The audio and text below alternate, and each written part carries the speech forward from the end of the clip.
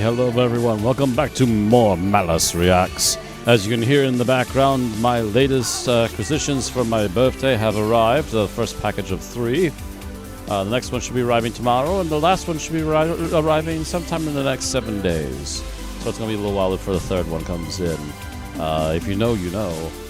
I'm not going to announce it too loudly, because I don't want to get the license claimed. But anyways, with that said, muting it down.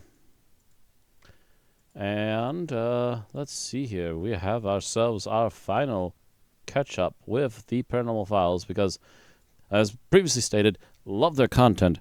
Super long-winded, though. It takes a while to get through these, and this one's no exception, at least 3.5 hours long. Brace yourselves, everybody. Gonna be a long one, but it might be an interesting one still, because we are going to... Wrong tab, that tab. Norwich Asylum. I'm not sure if I've heard of this one. There's so many asylums, it's hard for me to keep track of. But apparently, this one is supposed to be the most active one in all of America, if not the world. So, buckle yourselves in. I saw some interesting stuff from their little quick teaser at the opening. I will say this. I know people can get physically ill due to negative energy while doing research and analysis and so forth, trying to hunt for ghosts and so forth. I have never seen Colin get sick except for once. Apparently, this is going to be number 2. This will be the second time for Colin, and the first time for, I can't think of his name now. Gosh darn it, I'll remember when we get into it. I'm terrible with names. Dyslexic, in case you didn't know. It's very fun to try and say numbers on your working on register. Believe me, I don't miss those days. Anywho, let's get the show on the road. Some Paranormal Files, Norwich Asylum. Go. I'll probably have to mute more music. Yay! We're at one of the most haunted and most terrifying places in all of America. The completely abandoned Norwich Asylum here in Norwich, Connecticut. Thousands of deaths having happened here. This building is incredibly creepy, with thousands of deaths having happened here, experimental surgeries and procedures being done on the patients, and all sorts of terrible and torturous things happening on this campus. It's no wonder this place is known as being one of the most haunted spots on the entire East Coast.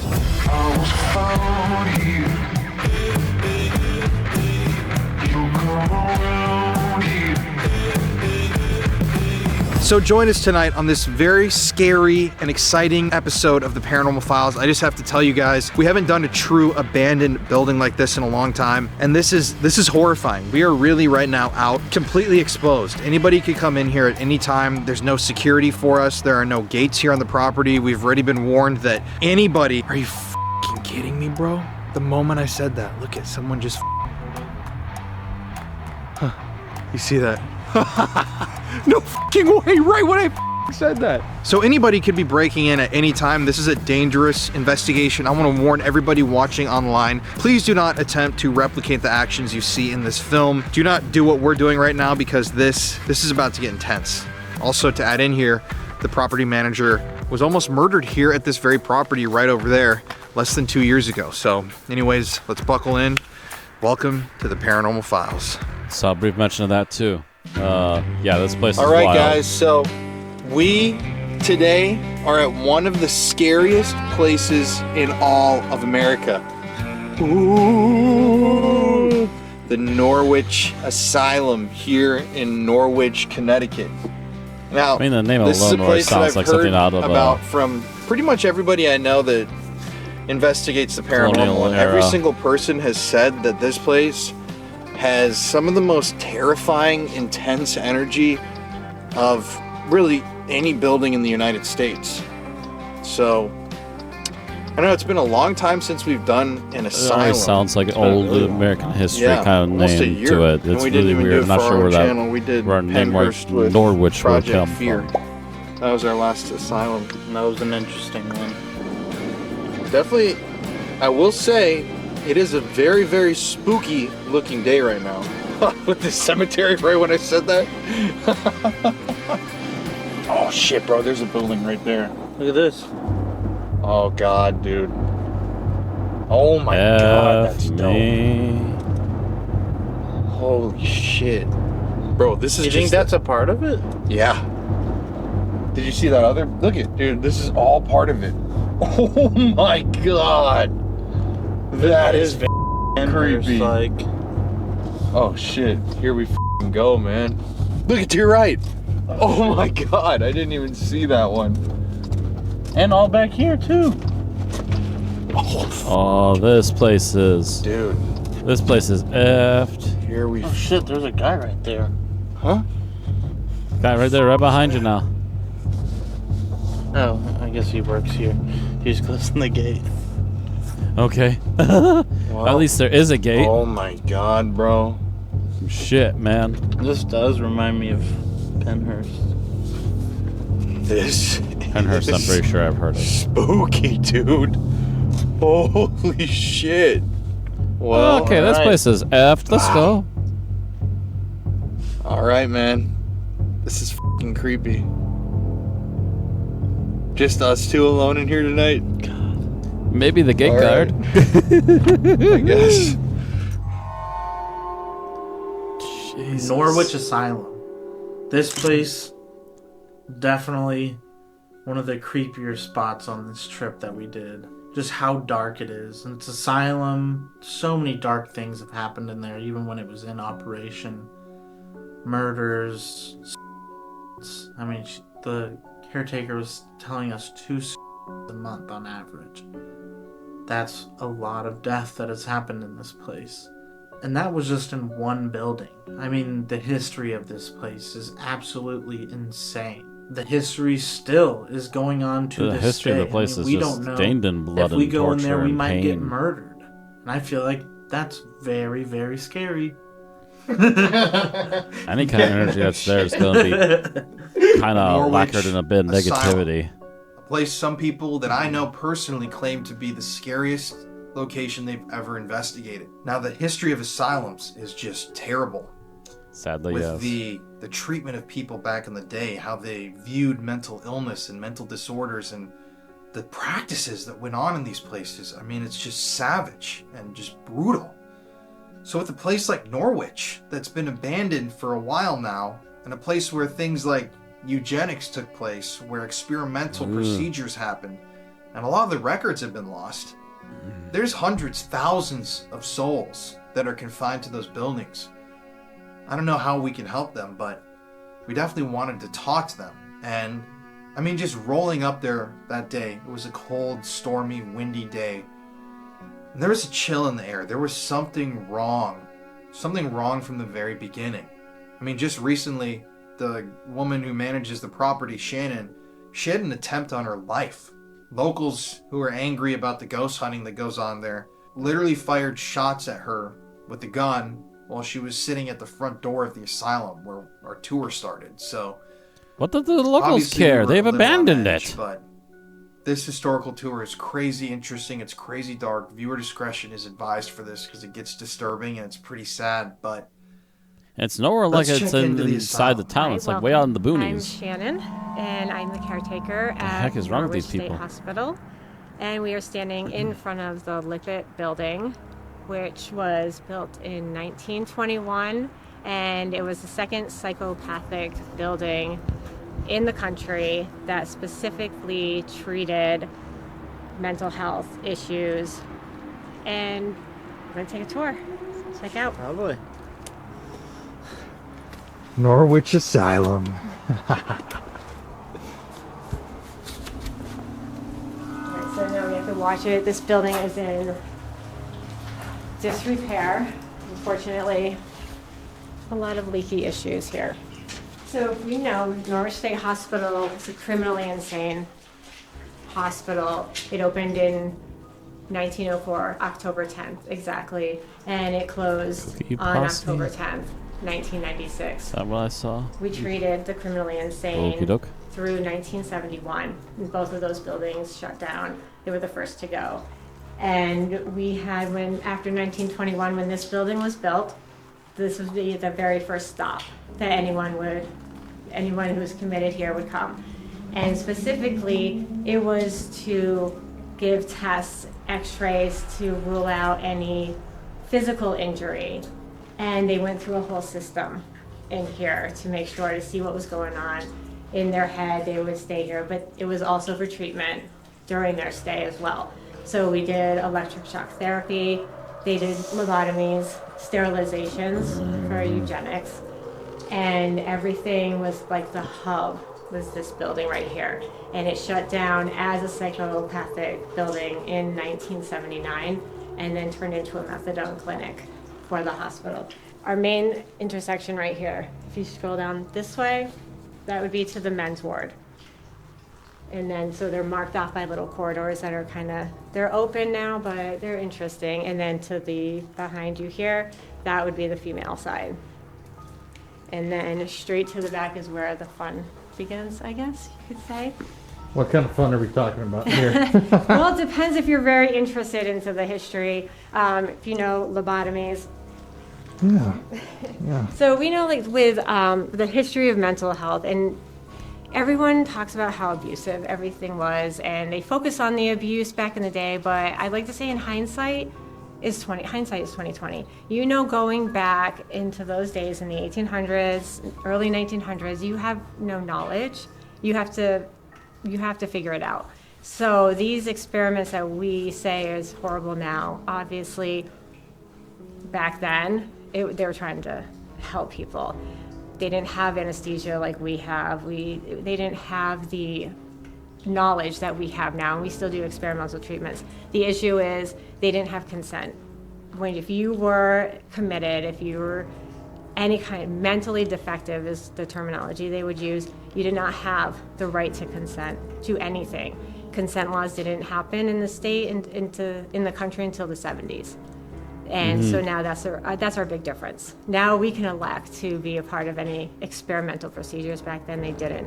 90% of the women who were committed to most asylums, especially here, were for hysteria, meaning they had their period and their hydrants didn't like it, or they were just emotional. They were in for that, and schizophrenia. They treated them with hydrotherapy most of the time. We can get into that, but we had multiple lobotomies, which if you want to see the lobotomy room, we'll start there and then we'll get going. I have not seen this test flooded into a wall. So it's very simple. This is your lobotomy room if you want to get a shot. Ugh. Yeah. This is pretty bad too. It has not been like this. I've never actually seen it. I told you it's moist. I've never seen it in this shape. The windows, the ceiling, the roof has slipped. So sadly, it's not. We still have a rug. Yeah. Yeah, Absorb some of the water. It's very, very absorbent. Yes. So if you come in here, when we first started, when I was exploring here and we first started cleaning, this was all covered with drywall and plaster. We found subway tile behind one of the walls, and we're like, let's see what this is. So we knocked down the walls and uncovered all of this here. And all of these valves I wanted to salvage, so I removed them. They're all in my house. Everything, a lot of stuff from this hospital is in my house, and no, my house isn't haunted, unfortunately. We've had some weird things, but no. So people just recently smashed out those windows. Those windows were good. But we have, if you want to That's see, a this damn would be shame. kind of cool. You Actually, can I'm send thinking it that to maybe you. I did see like Twin So- Paranormal in here once. This is Because this where- room in particular looks very familiar. Just real quick, if I can find it. We have a before and after, and there's pictures from this room. So if you're standing right here, Wow. that's the exact room. So that's how they would do their procedures. You have the nook there, and then the door here.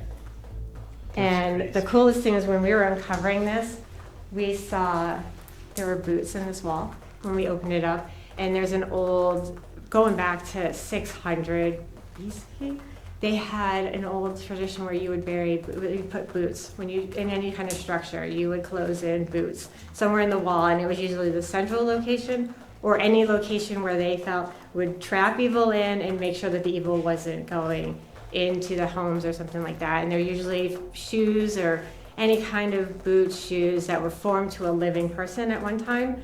So it was definitely really old. I'm not sure exactly where they were boots from about 1921 in that area. So I feel that when they remodeled it for the methadone clinic, because they put up a lot of new walls, that they moved them into this room. And it was kind of ironic that it was the lobotomy room that they used the most. But those are also in my house because my whole goal was if we got to save this building, I would move them into another room, but it doesn't look like we're going to be able to do that. So the lobotomies, if you know that it was... That's a darn damn they would shame. basically put you into electric shock first. And then you're... Extremely disturbing historical images are about to be displayed. So heads up on that if you're only just listening. But also, it's sounding like she's kind of giving up on this building in particular. It sounds like this one just can't be saved. It keeps getting worse before she can get a chance to spend some of that money to make it better. And apparently with the locals trying to effing off her for no particularly good reason, even though they're not involved in any of the things going on here, they may have just caused it to go away. Apparently, my only guess is that they want to bury it, just like they're already trying to bury this building.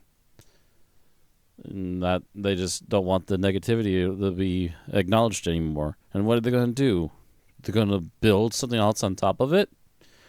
And what if everything that's bad about this place comes right back to the new building? Pointless. Pointless, and you're only just making things worse down the line. As usual, stupid humans kicking the can down the road saying, someone else will have to worry about later.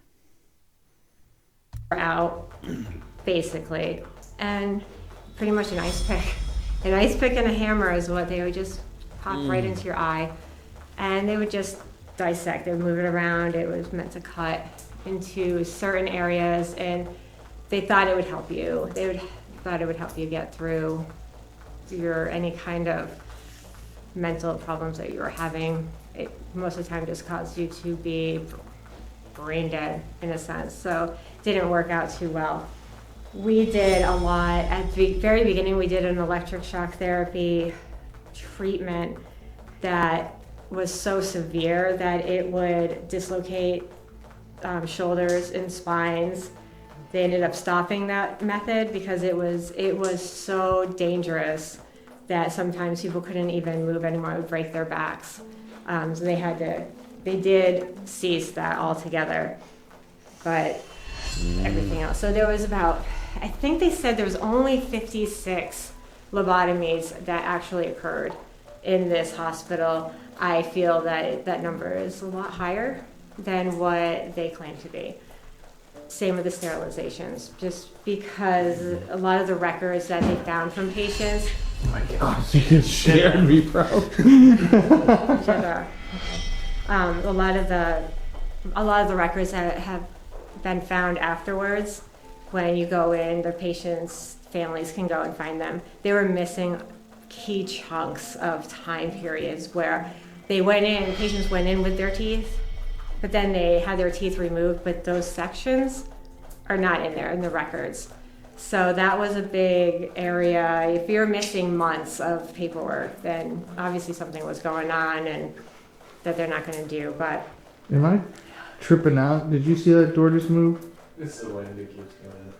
Oh, I just looked up and I saw it. I mean, you never know. Who knows? There you go. It's so sad. It's Like seeing a building that was like so beautiful at one point just to be destroyed by people. It's being destroyed like this, and then weather. They were boarded up originally. We're on a wetlands, and right behind us is the Thames River, and how it comes down. Everything is just the water, the coal ash that pushed through. We had a hurricane that came in that really pushed a lot of coal ash. And Connecticut is the only state in the country that does not allow you to reuse or repurpose coal ash, so you have to have it removed from the field completely, which this one over here is going to be about $1.9 million just on this section alone.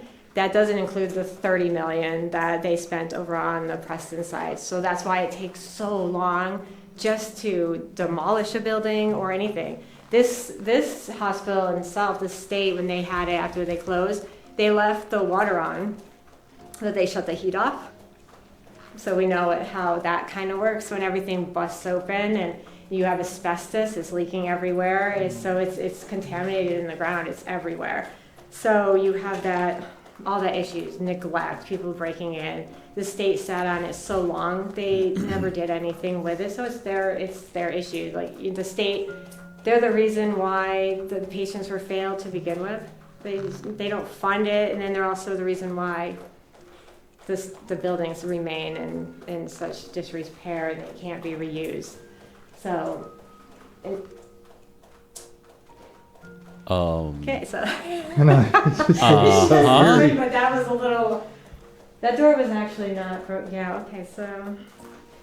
Yeah, that door was closed a minute ago. That's what they all say. It's just the wind. It's just the wind. So I just want to bring something out Just the wind. to demonstrate to everybody online. Connor, you can get a shot of that. This is an actual lobotomy pick. So this is what they would have driven into people's heads, into their brains while they were at the asylum. I mean, I cannot imagine a steel rod like that inserted through your eye and hit with that metal hammer, puncturing your skull and your tissue and your brain cells. I mean, it's just horrific that they did this to people. When you see this in person, it's about the size of my forearm, and I'm 6'2". I'm a pretty big guy. So if you can get that kind of comparison, it's fucking horrific. And that's just in one room. And this is a place where over 50 lobotomies were recorded. Only God knows how many were lobotomies really actually happening. took Yeah. place inside of that building. Fuck. And this was just the start of the horrific history. So this area right here, I'll Absolutely say, if we want messed to up. talk about anything paranormal, that was actually on the floor too. If you saw the before and afters of this building when we first started cleaning it, is amazing. All this stuff, all these light fixtures were hanging down all over. We've cut everything down. I have before from 2017 in this building, and it was so much fun. This had rug, we ripped it all out. But for paranormal wise, we have a guy in this building who, his name is Dr. Brian. I didn't know who he was at first. We kept getting William all the time. And this found out through research after I was listening to him and through research and stuff that I heard that there was a superintendent named Dr. William Bryan. He was here from 41 to 44. He actually passed away while as a superintendent in 1944. And he came from Boston State Hospital, which was the first psychopathic building in the country they had up there. So he came so here. he's from This the first was one his attending the baby. second one. This building itself was what he was meant to be for. He was the most caring superintendent, probably a favorite, the fan favorite we like to say. His heart for the what was that whistling? Did you whistle, Kyle? Okay, can we not? We do have whistling here that just randomly, like this thing that will always, like mimic. There you go, mimic. So many mimics nowadays. We've seen some stuff. It's mostly like Kyle. I've seen Kyle standing in the middle of the knoll out there, and he's not there. So In the middle of the field? the knoll, yeah. I saw him this entire time. One time I was out there. They were here. I went to go get pizza at our favorite pizza place. I came back, so it was both of my kids and Kyle. They were waiting, but I dropped the pizza off and I went back because there was a big branch hanging down when I drove in, and I'm like, I gotta cut that down because it's dragging across the roof of my car. I got out there, I cut it down, and as I turned around, it was nice outside, so I rolled down my windows and I was listening to Method Man, and I loved the song. So I'm looking like an idiot. I look over and I see him standing in the middle there looking towards the nurse's building, and I'm like, oh, he probably sees a trespasser. Because it's just normal. It's normal activity. And so I look at him and I'm like, oh, I feel kind of embarrassed. Just the wind. You're going to have so much fun, let me tell you. Because This is nothing. You should go to Pondview at night if you really like the slamming of the doors, because it Yeah. happens all the time. It'll be like boom, boom, boom, boom. We like that. Yeah, you'll yeah. So I looked You'll and I'm get like, kicked. okay, I'm gonna. I kept going. I'm driving, and where it comes to the corner, I look over and I still see him standing there. Like, so it was probably around 8:30. So it was starting to get dark, but not completely dark. I still see him standing there, looking across. When I got up to the front, I said to my kids, he wasn't there. I go, is Kyle still standing in the field? And they're like, no, he was never out there. And like he comes back through the building. He came back from this way. I was like, who in the world was that? We've all seen the owner's daughter, seeing him like going up the stairs, just turning. It's just, there's so many access points, so it is windy. Hopefully it stops. But Dr. Brian is gonna be here. But so Dr. Brian, he was incredible. He made a publication called The Stylist, and it was specifically for just news and anything that was happening with the hospital. The patients had their own section where they can write, and this included patients from the criminally insane building. So Salmon was the male building and Owl was the female building. They just wrote poetry, they wrote anything they wanted, they wrote thank you notes, and they would talk about the dances. And this all happened during World War II. And under Dr. Brian's care, they lost most of their staff to the draft to World War II. So Dang. he ended up giving duties to the patients. So these patients were in charge, ward attendants, and they were the patients that were most highly functioning patients. And then they had civil service individuals come in, and they were the ones who didn't believe in war, so if they were Christian, and so that's how they would serve their country. And they came in here. They were 68 was their camp number for in here, and they did a lot of help with they were ward attendants, and they were actually the first individuals. These groups, they were all over the country, who started writing down notes about the treatment of the patients. So the first documentation of maltreatment of patients occurred within those individuals to question it, and there was a big inquiry into this hospital investigation. And they actually found that they're really under Dr. Brian's care, that there wasn't abuse, there was more of lack of guidance and not knowing who was in charge, and the steward was overriding the superintendent, and no one knew what was going on. Doctors didn't know who they were reporting to, and vice versa. They didn't know their roles. But as far as patient abuse, they found under his care that there really wasn't any in itself. And he was amazing. They named a building. He wanted the former the county home for children. They were under the process of purchasing it, and he wanted to make it its own central location for children, specifically for children. And World War II, because of the draft, they were not able to make that happen during his time here. But they did end up fully purchasing the building, which is up at the hill, and they named it the Bryan Building after him. It turned into adolescents and then a geriatric center. So in that sense, he was very much remembered, and he was my favorite. And then of course there's Dr. Wilcox, who was here first, and he wasn't decent. So you have your little crossroads. So now these go out. So in this building, you have two central courtyards. It divides out to the center. It goes around. So the footage that you see from the top, you'll be able to see down. You have the courtyards, which was really great. You had the doctor's quarters, which is all the way up top, is above us right here. The staircase goes there. They had fire escapes that go down to the courtyard. So the doctors stayed here. There were 4 apartments upstairs. The doctors would stay here so that they would be on call and available for the patients at all times, anytime someone came in, they were here ready for them.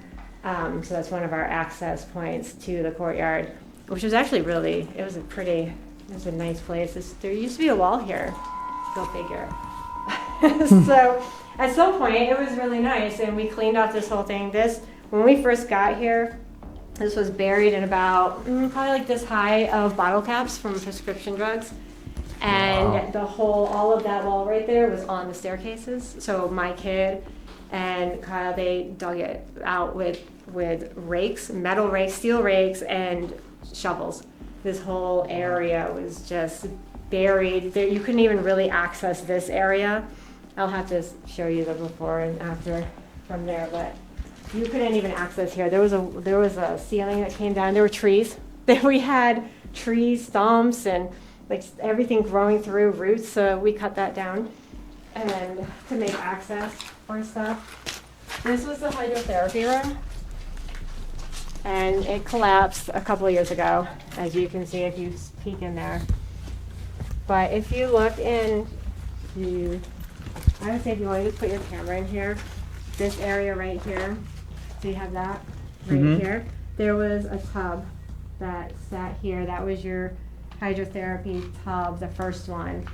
And I can show you the photo that from the before photo so you can see the difference, but the tub sat here.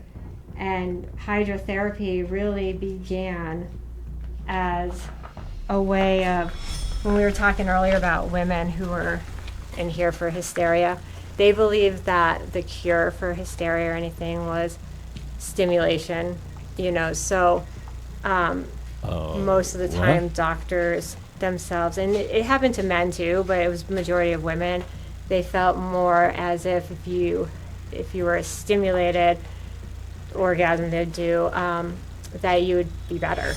And so doctors at that time were manually doing it, and they really got tired of doing that. So the hydrotherapy tub had jets that were aimed in certain directions too. And then they were also used obviously for icing and heat. And women, they would be in there for long periods of time. They could be days. You just sit there in water. Days in a tub? They could be in days if they wanted to. What was that? Yeah, they would sit there it was used to punish them too. So you had different kinds of treatment, how they would do, sometimes they say if it's really cold, it would calm you. I don't see that would calm me per se, but it seems like calming. So these are all of the procedural rooms. The one on the other side is the x-ray, which is very odd to me because there's windows. So you think of x-rays, you don't think of windows per se, but that is the x-ray. If you come into this place, so these walls weren't here originally. These were added on at a later time, and if you have, so right here, I can send you like where these are too. So if you look from here, back here, so if you, so that pole right there is that, where someone just recently sprayed not too far ago. So if you have like in here, can you see how it is? Yeah. So you got your windows, then you have that pole, so that was all open. And then this is your tub right here. That was your hydrotherapy tub with the valves that were in there. So that was all those different ones. So they used them for different multiple procedures in here, but it was never used for broken bones. If you had, that was a separate hospital altogether. This was strictly for mental health treatment. And this would be the x-ray room. Wow. So that was all just a few years ago. There was no graffiti in here at all. But I do have like that tape. Good. Only a few years ago there was no graffiti. I have an original so ivy this place still keeps attracting like negative energy into it. It's in my house. Dragging people off the street to go defame the place. That was the one time we actually heard some weird stuff in here. Even when the place closed down, the security and everybody you'd hear beeping. Like it's so the lobotomy room when they had the valves. I'm gonna not stand in water if you don't mind. There's always a beeping with it that came along with it. And it sounds, I can only describe it as, shit. Yeah. Oh, now you're getting to the fun part. Coming back here alone, this is what sketches me out. And at night when I'm here alone and we have to come back, even with just someone together in the dark, like if you shut your lights off, you can see, I mean, you should at some point shut and see how like really creepy it is. But Yeah, I come back here alone. Even after the shooting, I've been in here alone. But the beeping sounds like a a smoke detector when the battery is dying. So it sounds like that, but very muffled. So like in your house, you think at first, oh my God, is that my smoke detector? Oh my gosh. Hell? You're gonna have so much fun. Holy When the doors moved or something? I'm telling you, you're gonna have. Was that him? No, That it was was just. down there. Okay, so Wait, where did that I just come saw from? the thing. I just saw the thing, Kyle. Holy crap! I just saw the thing. What's the thing? What's the thing? Okay. Dad? Oh. No. It was our friend. It went from the left to the right. Did you have that? You had your camera focused down there, right? You had your Kind of. camera going? My exposure wasn't Please getting the end of the tell hallway. me that you got that. Please. No, it wasn't there. It was from the one. No, it's way down here. Come walk this way. Walk this way. Come. I'll tell you when to stop. This way, Keep man, coming, this keep way. Coming, keep coming. Just keep coming. Okay, stop. It went from the left all the way to the right. It was right. Okay, so we have the elemental. It's like the gremlin will joke around. It's not. Okay. I like my eyes are because I haven't seen that little dude in a while. He's here right now. He's been active since I have not instigated seen him. I have not seen him. Yeah, I kind of made him mad. I say him. No, it's not that. So where did that Okay. cup come from? Okay, I don't. There's probably It's, okay, so when you see that, you'll see that it's this is like a hallway that goes from in between. You have the courtyard going in there. Okay. Let me just ask. Isn't it kind of strange that cup would blow out the moment we're down here And when then we're it's just talking been about windy that? all day? I mean, it's. Like, Anyway. why would it? But then I see the little elemental. It was Ah. really windy earlier before you guys got here. That's what I mean. Like, what are the odds that it's the second we come down here? And then you see the And you guy saw running it. across the hallway. That's I really weird. hope that you guys were aimed at that and you saw it. I really hope that you catch that on there because It was so too dark. this thing when we started were focused on shooting you here, all of a for sudden, lighting, we were not the cleaning up, hall. all of a sudden there was this I know it's got to be an elemental. This used to be Native American land. In the 1600s, it was controlled and owned by the Pequot tribe. And Oh, then great. all This is of, Native American land, too, so they're probably pissed. Mohegan tribe, who was in the area as well, they got together, with these locals, and they did the massacre down at Mystic. They snuck up on the Pequot tribe during a celebration at night, and they burned about 500 to 700 of them alive in there. In Mystic? That's Mystic. That town we right. drove through? That is the start of Thanksgiving. So the real story of Thanksgiving is every time, usually in the United States back then up here, when they won a large battle, the next day would be to give thanks for that. But technically, when you really look back, through history, that was in 1637 Right. or 34. Forgive me about the year. When that massacre occurred, the Mohegan tribe was a part of that. They gave the first day of thanks came from the Massachusetts governor at the time, and he said for the next 100 years it is to be celebrated every single year, and that was the actual Thanksgiving that began after that. And so Thanksgiving is to commemorate burning hundreds of people alive? of the Pequot tribe, Native Americans. The How did I Yep, never so hear And they it that? had- was they had helped their by original- not only they the had their men that original were one, I invading, think but that was also in by another Native American 1620, tribe. where they say, oh, we sat Thanks. down for dinner with Native American, and actually that occurred, that all went down, but the main Thanksgiving Was you go for through and look at the destroying Pequot another tribe. tribe completely and I put in a outright, and request making sure that they for- were almost hopefully to speak never to the be heard elder from of the again. Pequot tribe, because Pequots, they own Foxwoods Casino, and then Mohegan owns Mohegan's Sun. They correlate, but whatever. But Mohegan tribe took over this land, so the Pequots were kicked out. Mohegans took over, and there's still hostility between the two. They coexist together, and they'll do something. Mohegan did a cleansing of the property, but it was on the Preston side. don't think that it was over here, and that was in 2017. But there's a lot of, I've been in my research and trying to figure out these things that have been happening that we've seen. There's this little shadow figure. I call him a shadow figure. I don't think he is. I don't know what he would be. It's very small to the ground, and it runs really fast. Like, it runs really fast. It goes up the wall and onto the ceiling. And more of what I found is just for when we started cleaning the property, we cut down trees, that's when the activity really started. And for elemental purposes, it's not necessarily bad. They're not bad. It's just they're protecting their land. And so I learned quickly to just say, I'm going to go clean this. Is it okay? I think I've been more respectful of what it is, but this thing is very fast.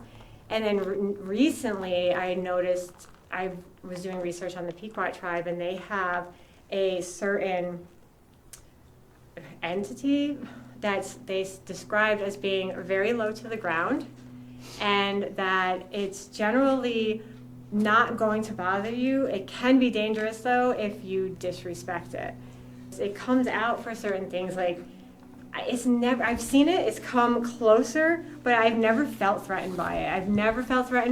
But it will it scares the crap out of you, because it is short to the ground, and it takes off really fast. Do you feel frightened by it? Well, because you're... Yeah, because you instigate it. You have no sense of... You had to go and piss it off, that's huh? when I was looking back here when he was in there. I saw that low to the ground, and maybe I'm like my mind, but I don't see it often. And honestly, I'm here so much. When I used to be here all the time, it's not paranormal activity all the time. I have the superintendent, Dr. Brian, on camera. The first time we got him is when we were walking around, and we hear him clear as day saying, "Be careful," in the back. I have one too. So yeah, that one. I have him saying hi to me by the lobotomy room. I always say hello, bye, whatever. He's psychics have said that he's like attached, like just possessive of me. Not in a bad way, but I think it's because he knew that I was trying to save this place. I don't have it all the time, though. I kind of find it funny when people are like, oh, there's so much activity. Not really. So that thing right there, it was just the first time I've really seen something in a while, and I hope that... Of course, it's the night that we're about to be here, just me and him. Yeah. This whole trip, we've had 4 people with us, and... And now that it knows, it's gonna divide you. Like, oh, perfect. You should try to divide yourself and sit in one place by yourself. It's kind of fun. I had to run through here one night, what was it, like 3 weeks after the shooting. I had to come back here because Steve and Dylan, Oh, yeah, of course. Yeah. They came one night to investigate, and the next day Steve tells me that Dylan left the obelisk somewhere. Wasn't quite sure where. Just in either this building or the nurses' building, which I was like attacked in once, so I don't know. I was like, if it's in the nurses' building, you can kiss it goodbye, because I am not going in there alone. So I had to drive down here one night, got here at 9 o'clock at night, in heels, because I left work, so I'm in heels, running through the whole building. I recorded it on my phone the whole time. I'm like, I had to bring this high definition, like, super light that could probably kill somebody if they looked at it, and I just ran, and I ended up finding it upstairs on a bed, and I was like, I'm never coming back here again. And then I kept it because I wasn't going to see him. I took it to Waverly Hills with me. I reprogrammed it to speak Spanish, so when they got it, I was like, you can have this little thing now, because that's what I did for you. So they were like, Span, what is this? It was great. You just said you got attacked in the nurses' building? Yeah, I had a fun experience. That day that I told you when I saw that car, we had like the car was there, and there was multiple. There was that's another story, and that's too. You want me to tell you that over there? Sure. Like that would be. I don't go in that building alone. I don't. I will never be in that building alone again, and it is not I don't even know why. I don't even know why it would be anything with that building, the nurses' building, and I don't think it was malicious or anything like that. I just think that since I've had such a sensitivity since I was a kid, and I could see and feel certain things, that they recognized the fact that I could see and sense it, so they took full advantage of it, but it was not a fun time for me. So now I think how cool it is, but So we're kind of coming down to like the kitchens are back here, and it's most destructive back in this side of the building. Each one, when you saw how, if you look down that way as well, they both have similar. Oh shit, I didn't even realize how far it goes. Yeah, so this is the center. So you're gonna have one side that goes up this way to one ward. You guys just hear those footsteps run at me? I was standing there the whole time and I did not hear that. Why don't you ask it to make a sound? Can you make that noise again?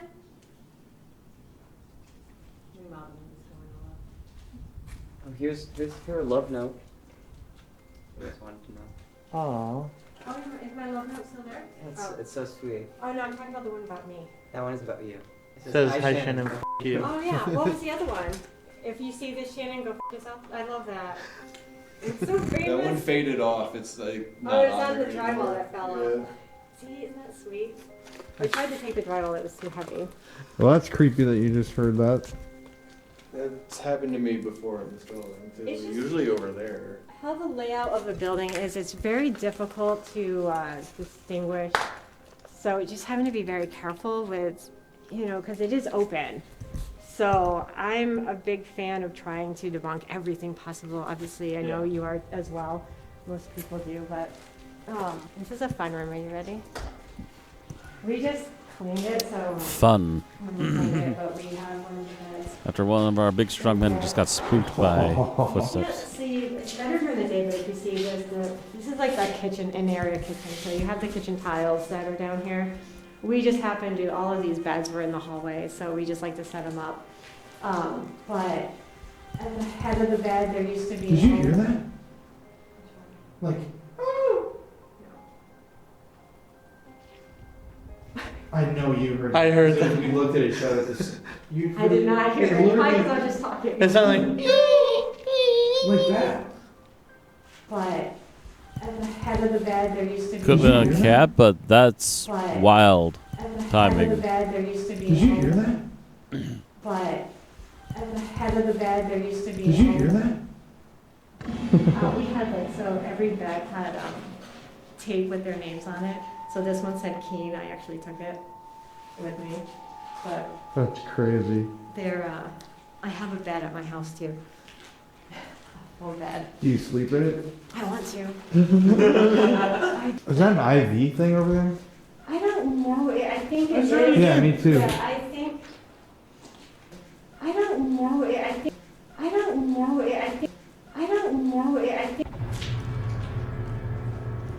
After Destination Fear, we had a bunch of caution tape up, and we would come in, it's still there, there's still pieces around, but the thing would blow and scare the crap out of us, because it was just blowing all the time. But yeah, no, I think it is, it has multiple different points to it, but the one I have is just a solid round base that comes up with that little thing, so I'm like, I'm gonna hang plants on it. That's super cool. It's This whole so- Honestly, a good light way is to weird, introduce too. So, I don't blame me for not wanting to come in here alone. I mean, I'm okay. Look, that's the cool- The building doesn't scare me, it's people.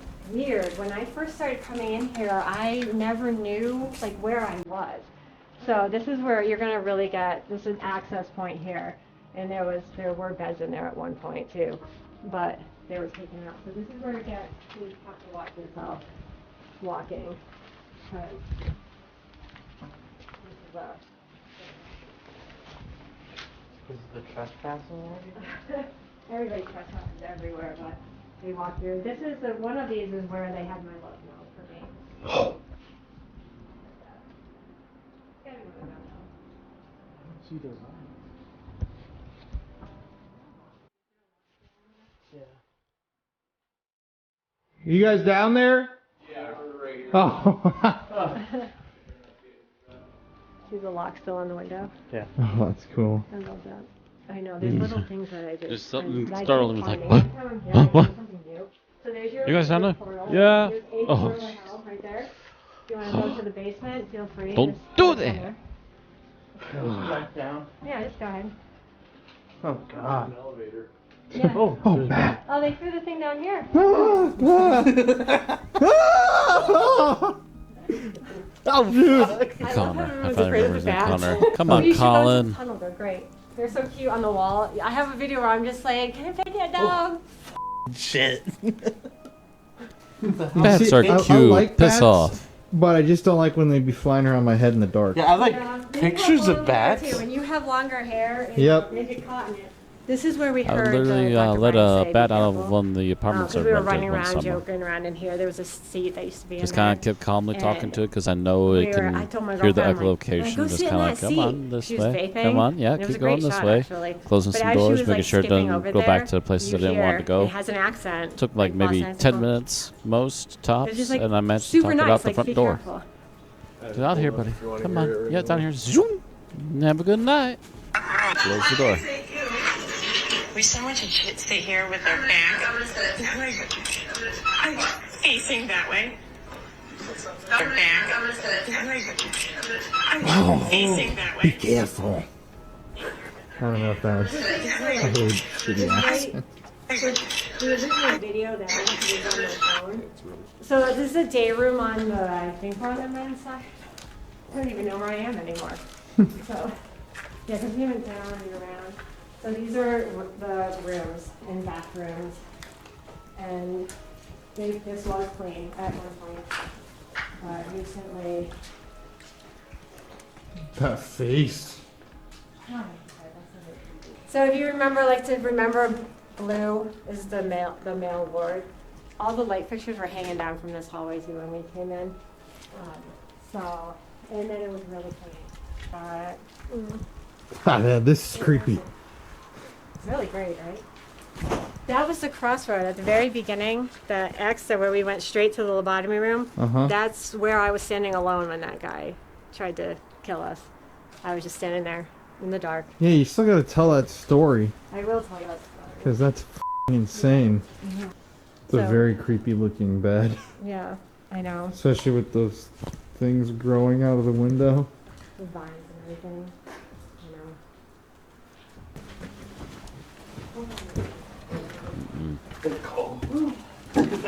Right? It's gotten a lot. The other side has beds. It's where we hear a lot of the woman humming and stuff, and then also not so good stuff. There, it seems more of I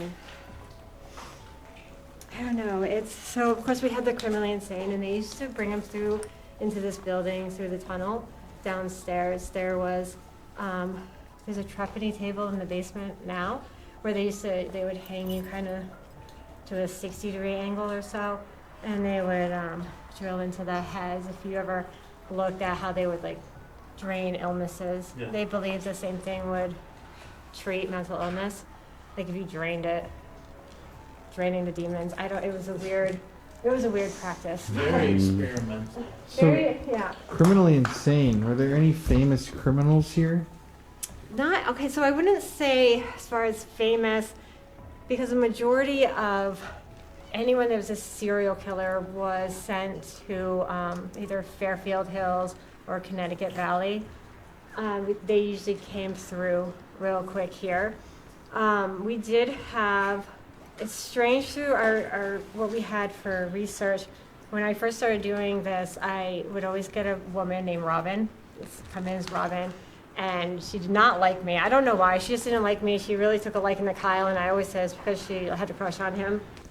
She kept coming around, and she never identified herself. You could tell that she was probably like 20-ish, or, you know, she never identified herself as a nurse, or she wouldn't answer. It's almost like she didn't know, like, why she was even here. And so, but then she just said on stuff that when we were investigating, that she liked deep dish pizza. So we were just always like, oh, so when Exploring with Josh came, he brought her pizza, you know, as a whatever. So when it was strange that she would come around and she never was next to me, she would always be on the side of Kyle. Why is it when I talk about stuff like this, it gets really windy all of a sudden? So then we had some other weird that went along with it. So sometimes when somebody who's criminally insane comes through, I want to hear them, but I don't want to hear them at the same time. It depends, because there's some aggressive people who were here. And sometimes we got a man named Michael that came through. Hi, More Mike. recently, a man named Michael keeps coming through. In doing research, there was a serial killer in Connecticut named Michael Bruce Ross, and he was from like this area. And one of his victims' names was Robin, and she was kidnapped from Norwich, and her body was found at Uncas on the Thames, which is right up the road. So it's where now it's Bacchus Hospital now, I believe. So there were 2 girls that he kidnapped from here as well. There was bodies on Preston, which is right next to us. They never know if the crimes actually happened on this property, but it was around that area. But Michael's mother was committed here, so he was here a lot. He visited quite often. He was very familiar with the grounds here and stuff. So it was kind of strange how we got Michael and we got Robin in here. I don't know why she would be here, but it was very interesting. We did have 4, we had 3 mothers who killed their children, and then we had 1 man who killed 4 children unknown to him. When we were here, since the hospital was open, when it closed, security would always hear a little girl laughing around here. Mostly by the admin building, but around on the property itself, a little girl, like just mischievous, laughing all the time. And when I was exploring here before, we went into the admin building, and I couldn't find my flashlight. I love the story just because I'm sitting there. It was really when it was pitch dark, and I couldn't find my flashlight, and I heard that. Did you hear that? Okay, so and I was getting frustrated, and then I heard this little girl laughing, like mocking me. I'm like, girl. So when I took over here, I started hearing her just more so. And on any kind of DVRs or EVPs, they'd always call me Mom. I always heard Mom, even the little IV pole that I brought home and stuff. There was a little bit where we heard knocking and Mom. But so I was like, who is this little girl? We were asking questions, did a spirit box, and we got a bunch of names, but there was a name, there was Charlotte and then Estelle. And I go, oh, well, I'm gonna call her Charlotte because that's the cuter name. I don't know, I'm gonna call her Charlotte. After that, every time I referred to her as Charlotte, I never got anything, nothing at all. And I'm like, oh, okay, I guess I was wrong, it's not her. Well, when I got access to the Connecticut library, you have to have a special passcode to get in to view the files. I got in there and I found a news article from 1938, a mother who killed her child. It was 11 years old. She suffocated, asphyxiated her, took her to a cabin, asphyxiated her to death. And the little girl's name was Estelle. Wow. And I was like, shut up. And her mom was committed here 28 days after.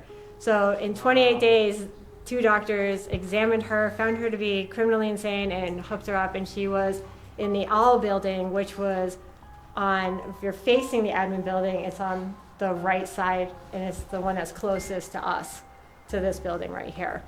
And so it was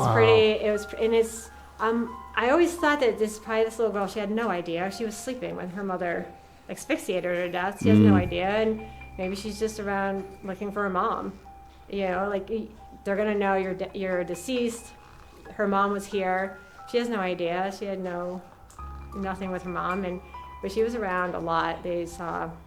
She's always someone that I thought was really cool to have and to be around. It's fun when you find those news articles after. Yeah, right. So this building in Norwich itself is very important to the history of the eugenics movement in the world, not just in the country. While they absolutely ripped this apart. For people who don't know what eugenics is, and it's not something that is widely, they don't educate you about this or used in schools and things like that. But eugenics was the belief that there was not just a superior race, although it did have a lot to do with it. It was basically in the 1800s, 1850s, 1860s, there was a new fear of immigration, and anyone coming over that was poor or sick and had any kind of disability or criminals, there was a fear among anyone in the United States that this was going to become an epidemic, that if you're a criminal, you're going to breed criminals. mentally ill. If you're poor, it's all genetic to them. That's how they perceived it. That's why they created laws where white and black you couldn't marry. They wanted to keep everything contained. And so when they abolished Life don't work slavery that way. and that was all coming down, they were afraid that you're African American, you don't have that intelligence. You have mental illness, you're white, you have mental illness, you're going to pass that down. They did not want you to procreate, and they wanted to make sure that they did not infect the country as a whole. And so this ideology was heavily involved among like the Rockefellers and prominent individuals. And they started doing with scientists and politicians to try to figure out how to contain these problems that they called. And that's where state hospitals really started coming into play. So there was one, they wanted to fix it, they wanted to solve it so that that society was not filled with these people that they did not find appealing. And so the eugenics movement started making laws. It brought about laws that you could sterilize individuals that they thought were not fit to be in society. If you were poor, your children could be taken away from you. So if the husband went to, like in here, you would go to City Hall. You could just go down to the city, a husband can go to the town or whatever, the clerk's office, and say, my wife is That's right. It was an operation being of the hysterical. 90s, so it would And have still been they could okay. commit her. That It looks was like up to it's the like clerk roughly to say, 70s or 80s okay, well, footage. we got to put her in there. And then they would take the children. So because they would generally say that the father was unfit to be a father because he had to work. So while the mother was committed, the children would be at a different home, like the county home that we purchased up at the hill. So they would come in here, they would do sterilization so that you could not have children any further. And Connecticut was the second state in the country who adopted the eugenics laws and the sterilization laws. And this hospital was designated as the #1 hospital in Connecticut. Most of the sterilizations, there was 557 of them that took place in this building that we know of, that were documented. 89 or 90% were female. And back in those days, they believed that black women in particular didn't feel pain, so they were never given anesthesia. So everything had to be straight done. If you imagine imagine being sterilized with nothing. I mean, it meant to, Microphone. Hello. you know, How are if you? you're African American in Bumping into general, you they again did not today. think that that you didn't feel pain, or it was just you had a very high tolerance of pain. There was a woman here who, she went to the town for help because she was in an abusive relationship, and I think it was a mutually abusive relationship. But she went to the town to seek help on what to do.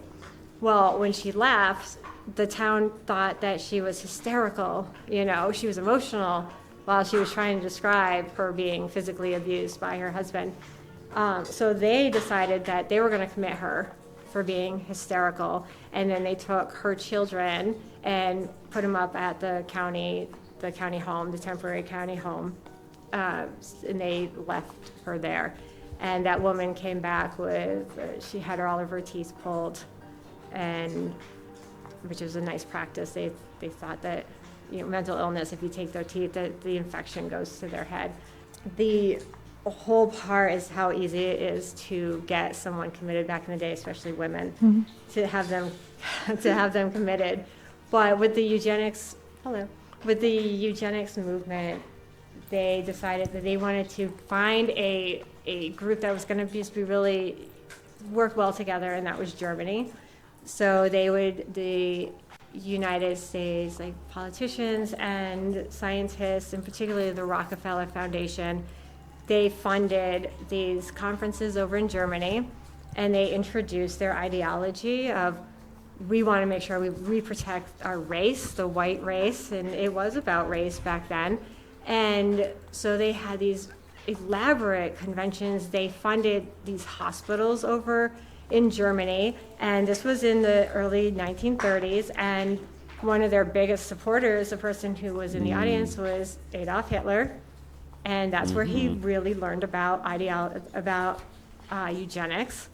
And he spoke about in Mein Kampf, he has the autographs of certain scientists, and he really intermingled. They had a great relationship back then, and he thought this was really great. And as time kept going, we developed over here the gas chamber so that you could work on just advancements on how, that was different though. That was like a different kind of. I thought I heard something. Walking. Yeah, that's. Because generally we could. Maybe Santa Claus. Yeah. Maybe that's what it is. He's a bit late. It's Santa, yes, Santa, thanks. So we developed a gas chamber and started. Why do I keep hearing that like over there? The audacity of the fire department. Very eerie too. So they brought this new revelation of how we can execute a criminal easily. Here's our gas chamber. Brought it over there. Did the conventions in the whole same manner, and their person that happened to be in the audience of one of them was the angel of death, Joseph Mengele from Auschwitz. And that's where he learned about the new gas chambers and those techniques. And of course, they did it all on a mass scale, but we still do it today. Eugenics it's still practiced today. There was a big lawsuit in 2017 over in California from the prison system. I keep hearing that. It's got to be the wind. I know. It's behind you. I know. So I hope it runs up right behind you. I hope Are not. you getting that on film? I would love that. I know. That would be Come on. great.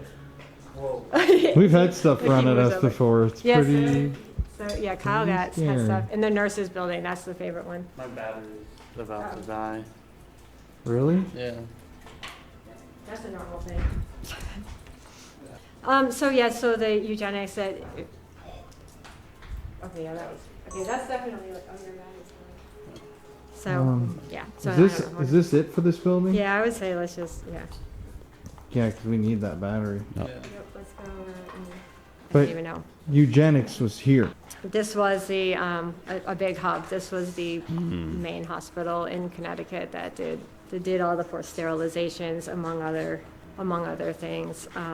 They did a lot of secret stuff. We had Dr. Wilcox, who was before Dr. Bryan, and he believed. No one really stood behind him, but he believed that after 15 years, if a patient wasn't cured of mental illness, that they should be euthanized. And he heavily promoted it, and he was probably one of the worst superintendents this hospital ever had. And he controlled this building when this building first came about. I don't like that.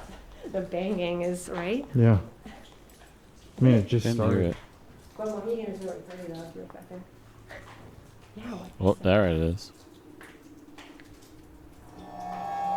So he wanted people to be euthanized. Yeah, he did not want.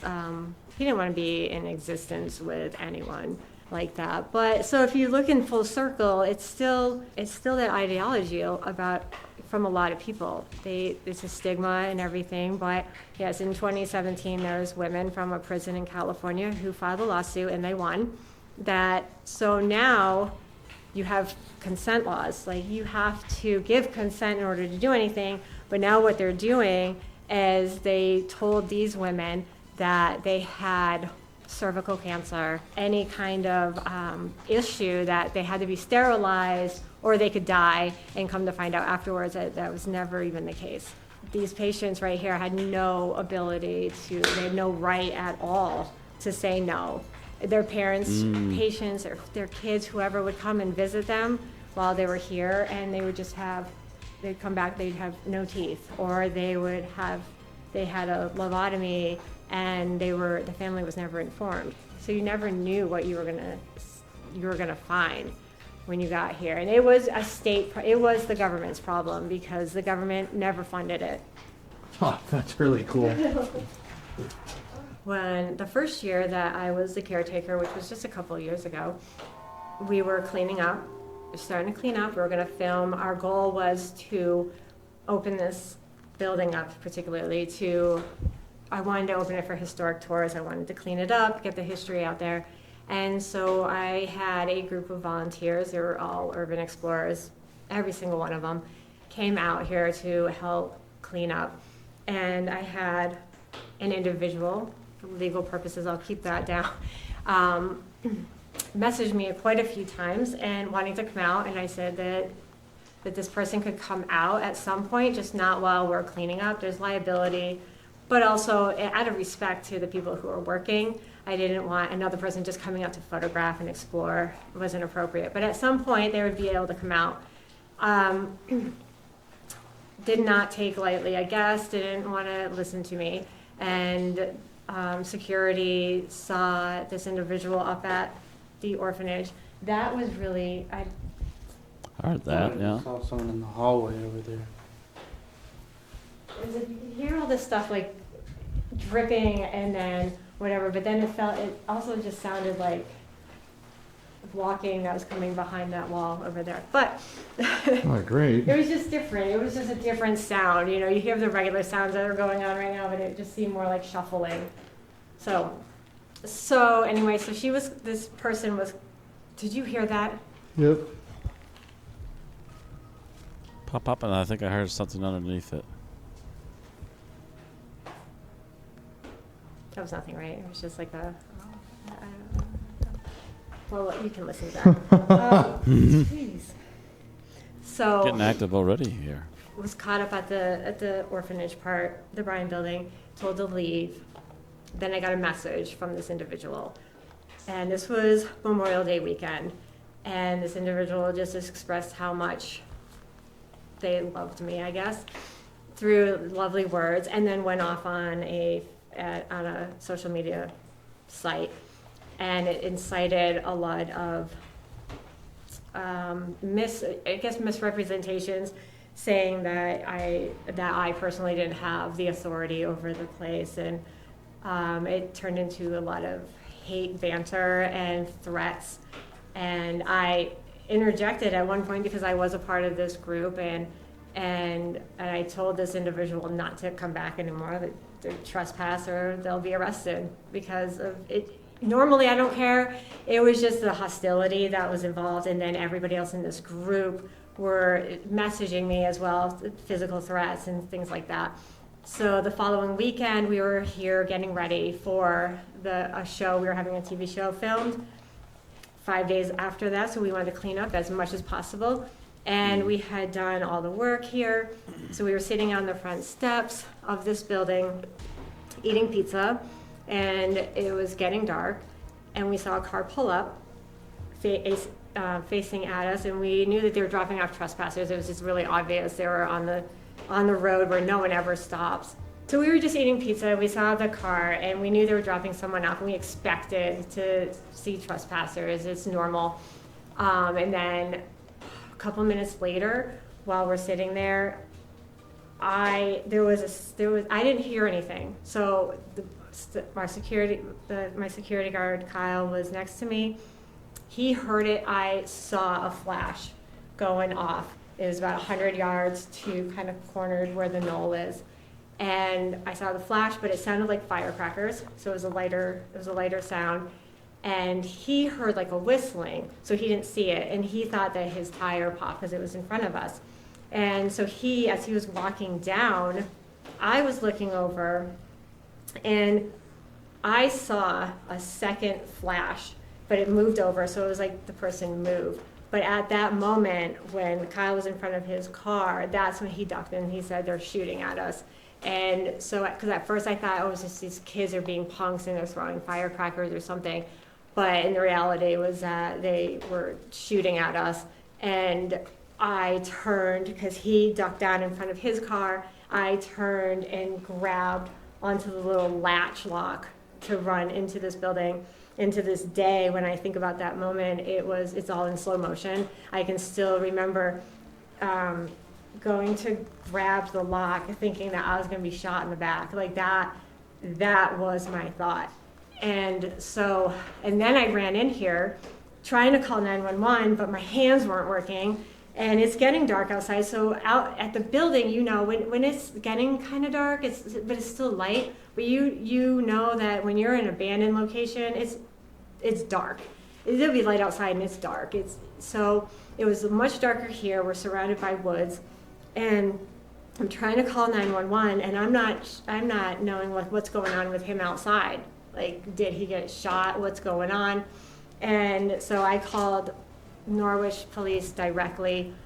He got into the building and was barricading the building, and he called 911, which went to the state police. And as we're on the phone trying to communicate what was going on, we looked out through the window, and I heard him say that the car came back. And I looked, and the car had come up, driven onto the side where they dropped him off. And it was obvious they were picking up the person. And then I saw the car turn and go the other way. But we were in here, and it wasn't too long. I think it was 6 minutes from the time that he called 911. But it's very difficult to find out. Norwich doesn't know. There's a bunch of buildings here. Didn't know where we were, and our gate was locked. And they needed Kyle to flash a light out the window so that they could find what building we were in. So of course the only thing that he could find out for a light was my phone. So he took the phone and was flashing it. The cops found him. There was about 20 cops out there. And they started hollering because the gate was locked for him to come out with his hands up and walk all the way across. So he did it with my phone. And I was in here in the pitch darkness where the lobotomy room, I was just up a little bit further and just waited. And with the sound of all the people that were out there, to me, there was sound, but in here it was like dead silence. And I still had that fear, one, that this person was just gonna come straight through the side of the door of the building and just shoot me. And then there's this behind me. So I'm not afraid of the building at all, but honestly, it sounds crazy, but I had a fear of I wasn't afraid of anything that was actually gonna happen to me at that moment, because I was like, I'm protected in this building, which sounds so crazy, but at that time, I was like, no, I'm good. But then I had to walk out as well, and I didn't want to leave the building. Like Kyle had to tell the cops that he thought that I was just scared to leave, and I was. I did not want to cross that crossway because I was really afraid that someone was going to shoot me right there, and I didn't know where this person was. I had no confirmation whatsoever that person wasn't out there, and I had to walk across. And they came out. So what happened was the first shot hit the car, hit Kyle's vehicle in between the driver's side and the back window. So it hit the window and it ricocheted and it severed one of the tree branches, and that was the swoosh that Kyle heard. From that one right there, the trajectory from the detective, we have the images of the actual rope, the string going through the car. Where I was sitting, it would have hit me directly in the head had it not hit the car. If it would have just gone up 3 inches or just a little bit. The second time when I saw the person actually move, he moved with Kyle. The person, when he shot through, but it hit the back window of the car and then went through the passenger front window on the other side. We have not been they never found that bullet. It either hit the wall, the brick out there, or we looked in the basement as well for it, and they couldn't find that. They didn't find any casings. So at first, because it's 100 yards, so at first we're like, oh, it's a rifle. Not a rifle, just like an AR-15 or something. The sound was like that. There's no way. They brought up the idea of a revolver, but let's be honest, you really have to be a good shot to be out there. But a revolver also doesn't shove casings. So, someone was with them. We know there was 2 people. They do have DNA from something, which I won't say just because of, it's an active investigation. but they Fair do enough. have DNA in the case. And the next day, we had to come back. We were spending the night that night as well for the whole weekend, so we could get this all cleaned up for the shoot and not put a damper on it. So, but we were gonna sleep in the steward's house, and I brought clothes over, and I guess a funny part of it is that my shirt that I was gonna sleep in said, "But did you die?" So it's kind of become our motto that no, or like miss me. So that whole joke, I don't know if you ever seen Ronald Reagan's little speech after, and the gunshot or whatever, the shot went off and he goes, "Miss me." That has become like one of our sayings a lot every time. We're like, "Miss me." But the next day we were here working and cleaning up, and I heard walking through this building, as you see, it's a maze. It's kind of just corridors that are just weird and in the courtyards. And it's middle of the day, and I'm on one side, and I heard kind of the steps. So before, this is all wet, so you're not getting a good interpretation of how the floor really is, but you can hear, sometimes you can hear like if someone's walking, you'll hear the cracking of the tile. And I heard that once in a while, but then I heard in the back of the building, because I was in the front, I heard, "Shannon, like you're being hunted."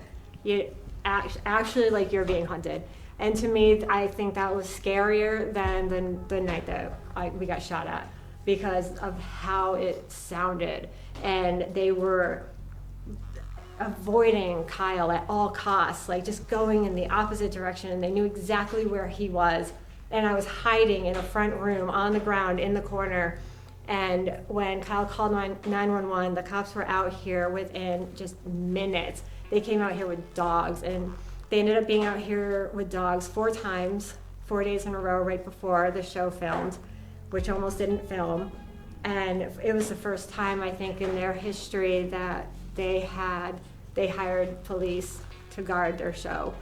So they weren't close to them, but they were at the entry, at the gates of each area. Yeah, so they don't know. They denied our geo-tracker. So if you don't know what a geo-tracker is they would have been able to just look at a cell phone tower. Before, a cop could just get a geo-tracker all the time. They can just look at a cell phone tower, get the records, find out what was going on. Now you need a search warrant for it, because they said it was an invasion of privacy.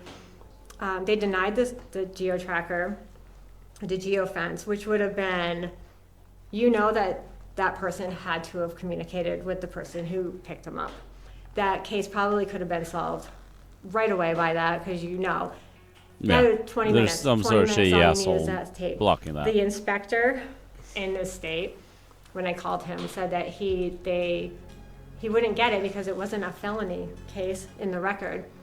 I received that record. Attempted and that murder is a record actually felony, indicates that asshole. It is a felony, that there were 4 or 5 misdemeanors, felonies in their criminal attempt to commit murder, that it's in there. So I don't know why he said that. They had a preservation for the Facebook group, but that was like 14 days. And other than that, they have everything around, like we have the license plates, but Did you notice that you're standing right behind the word shoot? no. But I used to say shoot heroin, kids. The whole time I was That's- just like, yeah, that's really ironic. We did not But plan then it that. says don't shoot. Do you think? Shoot, don't shoot. But Well, so somebody tried to murder you while you were here. for this building. Like Probably a couple a times year or at two this ago. point. Yeah, June 4th, 2022. That's crazy. Yeah. It was, and I've been here by myself since at night. That gives you, yeah, it's not ghosts, it's not spirits. Those are fun. It's the living. Humans. And you turn around and Humans, we- especially we've had humans influenced trespassers by up what at the hell other is all place, those. and we looked at the video. We videotape every interaction just for our own self. And most people are so nice. They're awesome. I don't care. What are you gonna do? But we walked by. We're watching videos and one kid had a machete.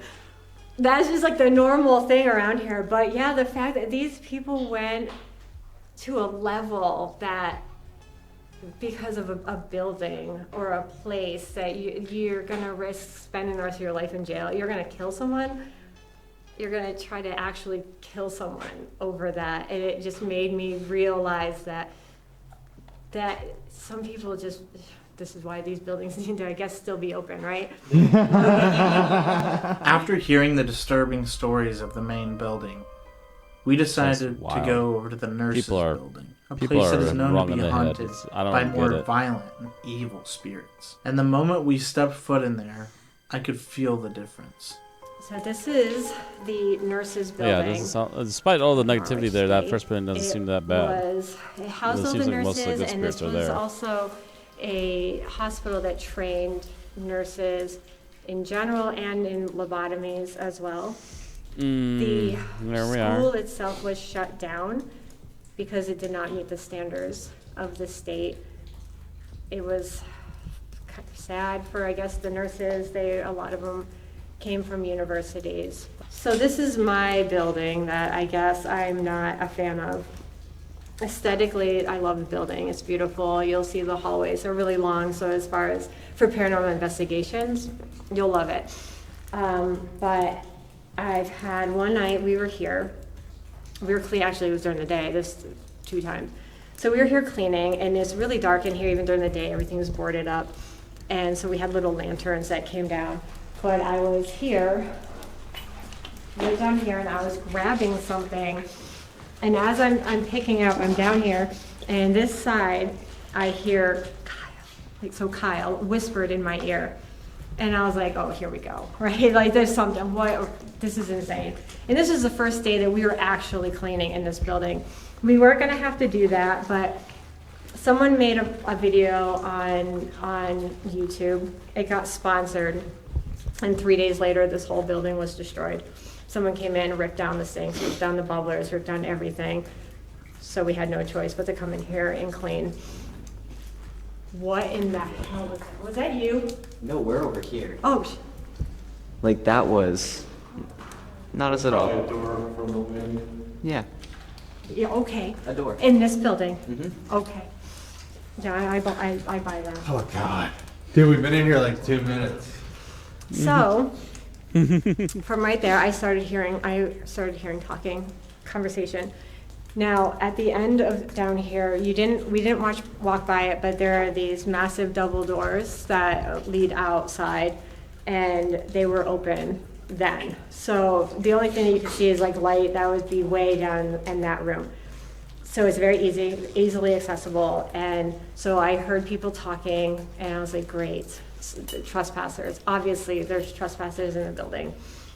And no one else was near me, around me. I don't even know. I think they were upstairs. So I started walking this way towards where these people are talking, thinking that I have to confront people by myself.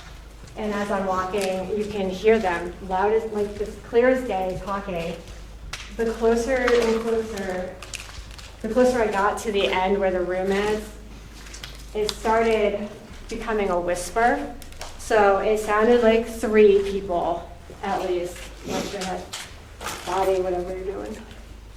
It sounded like 3 people talking. And right here is the point where it really got down to a whisper. Like, you can hear them talking. And the room opens up over to here.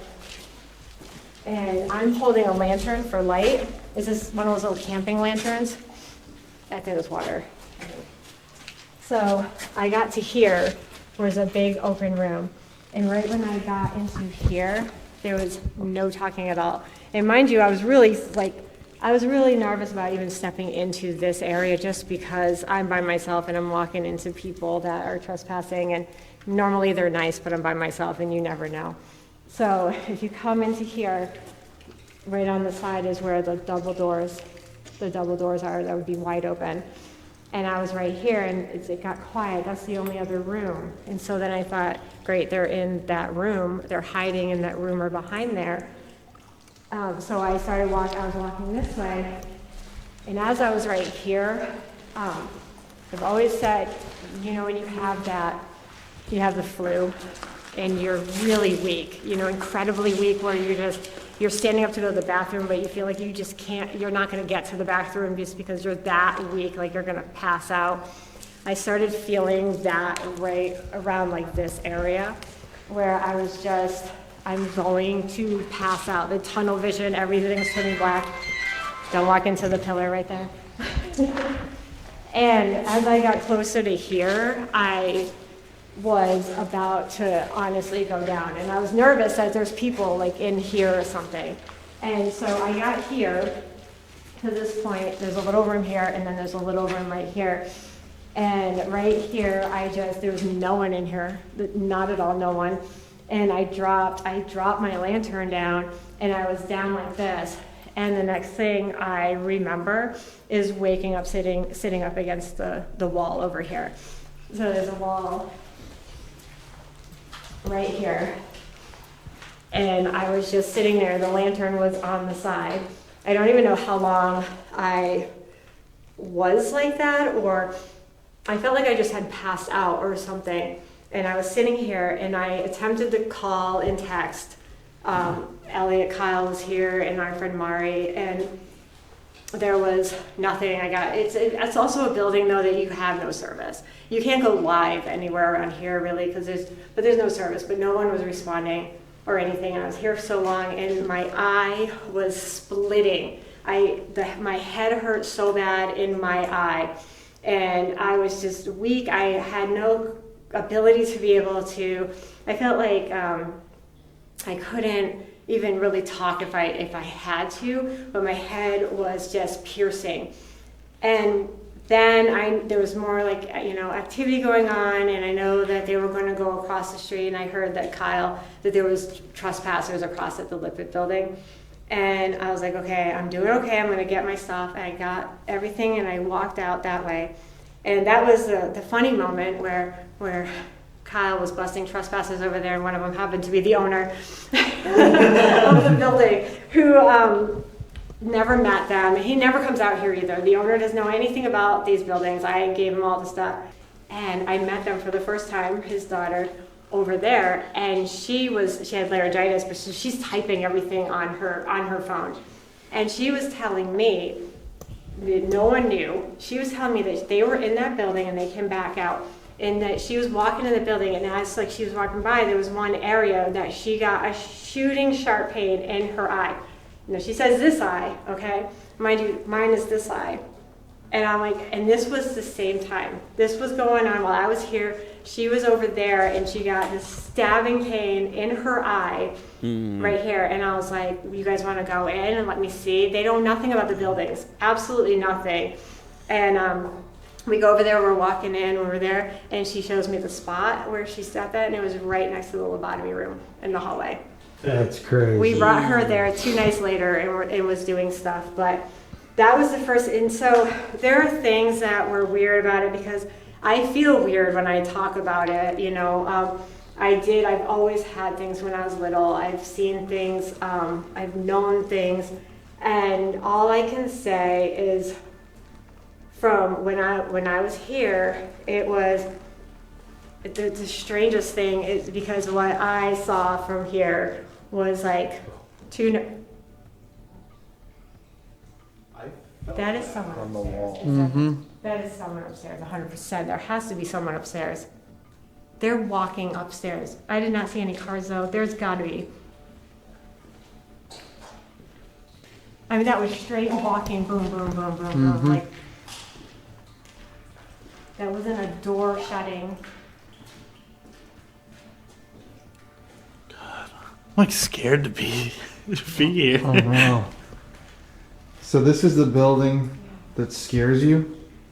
I just don't like it, and there's no reason, I don't think, but it wasn't really so much. So what I saw, and I could see, and it's not like physically like I can see you, but it was like I was actually being shown there were 2 nurses and a doctor like working on a patient, and this nurse turned and looked straight at me, like just straight at me, and then that was like it.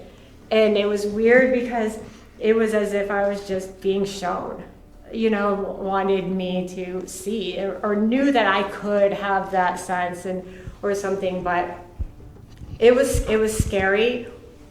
The second one I think was more so, and that was the last time I've had an experience, at least over here, because I won't be in here. I won't let anyone move within from 10 feet away from me, because when the show filmed, they did their interview shows over here, those segments here, and they wanted my back, first of all, facing towards the hallway, and I said, there's no way in hell at all.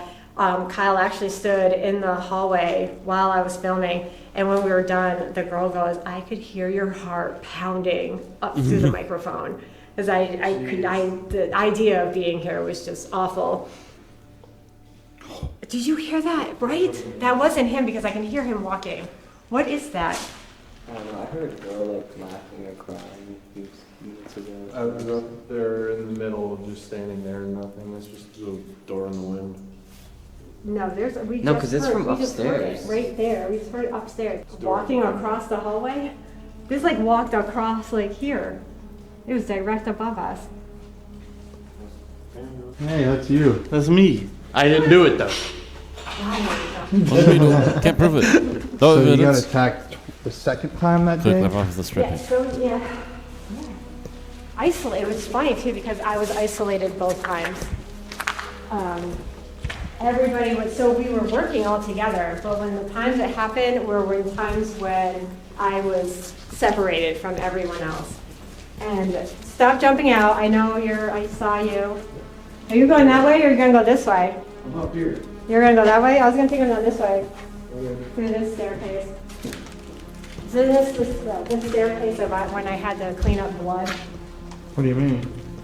The night before shooting, some kids came into this building, and one of them, I think, cut his arm or something, broke glass upstairs, and went running down the building, every single staircase, and there was blood just everywhere. So You had to clean this blood up? I had to clean it up because we had filming. The film crew was here. So that's where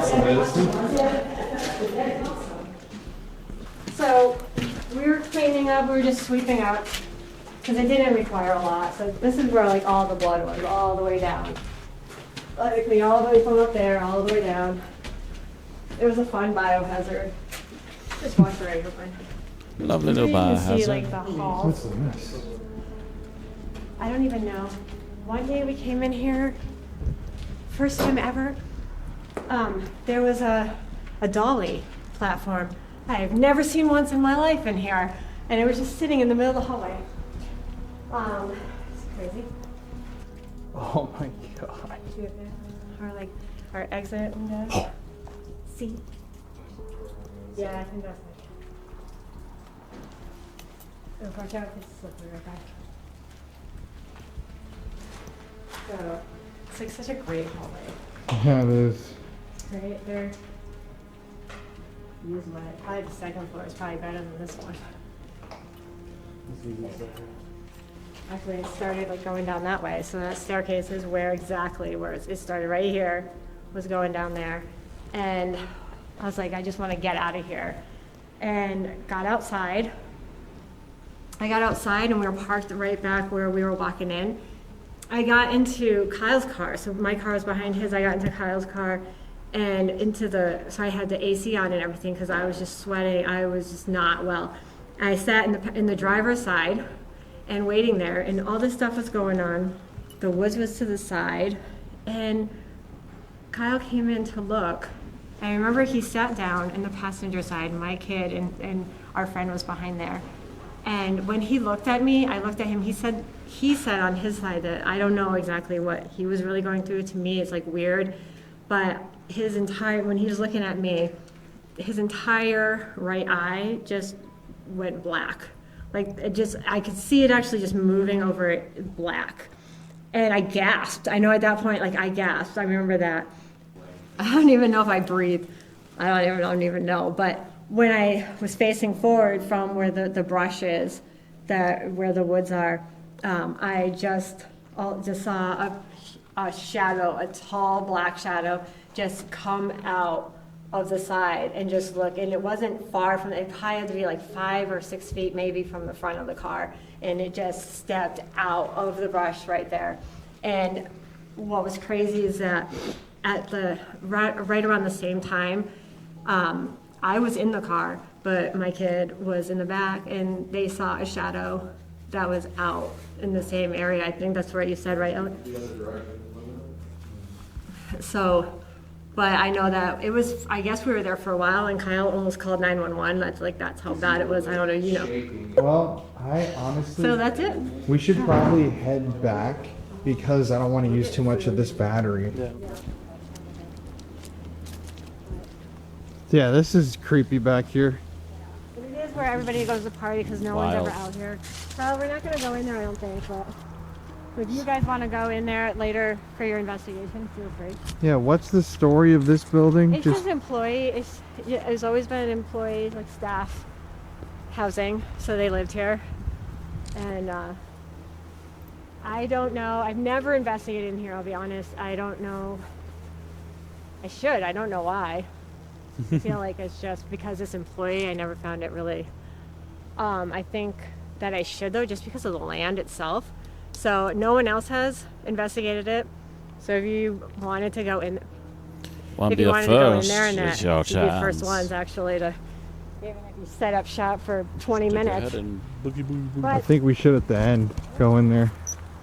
during its operation, the hospital saw an average of 2 a month, and really began in 1918 with the suicide of an attorney who committed himself for melancholy. He hung himself. They say one story said it was in his room, and another story said it was in the Grove, but consensus was that he tied sheets together and hung himself. Hangings were a thing here, probably more prevalent than most other hospitals, but like a building across the street, they think that a man hung himself up in the attic. It's great beams up there. There was, on that note, there was a nurse, and I don't know if she stayed in the nurse's building perhaps, but her name is Anne, and she was let go from the hospital, and I'm going to say that in a nice way, she knifed herself. Ooh. So she killed herself immediately after being terminated from the place. Some people say that they hear her. We get 2 different Anns a lot here. One of them could be the doctor's wife, Ann Guthrie. There's a Dr. Guthrie, whose house was here, right actually in the back. There were 4 different cottages. There's only 2 remaining. But in the middle of the night in 1948, it caught on fire. He ran out of the house thinking that his wife was behind him, and she wasn't. They contacted the chief maintenance, who used to be the chief fire chief, and he ran into the building to save her, came out, and he collapsed on the ground, and his last words were, "I couldn't find her." They dragged him into the Lippitt building, and where he passed away, and the next day they found Mrs. Guthrie's body upstairs underneath the dressing table in her closet. So there's been quite a few incidences here. There's been quite a few escapes from the criminally insane that have gone to Massachusetts and killed 2 Spencer police officers. There was one who was convicted who killed an officer on his way here. There's been some that have actually discharged from here, from the criminally insane ward, to go home when killed his wife, and been out on leave and have murdered individuals and have come back. So you have a pretty good history of death, murders. Good And histories. attachments There's been of a lot of negativity. births in the hospital from employees and patients in the Lippitt building. So there's some happiness, and there was obviously tragedy, secrets. You don't know what's in there. You don't know what you'll find. And you find new things every day. And if you see our little elemental, say hi. Could be Native American as well. So always a respect to the Pequot tribe and the Mohegan tribes. And I guess you should have fun and find your own things and go in there. So how many people do they think died here? It is almost impossible to figure that out. As many obviously that they had. There are some records that show for a whole year from 1953, and they did have, on average, it was showing, besides the two in some, that was just from in this building though. So it didn't show the deaths from there. It talk about the cardiac.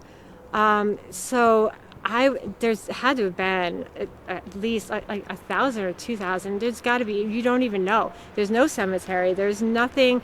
There's no identifiable markers. You can't access the records even.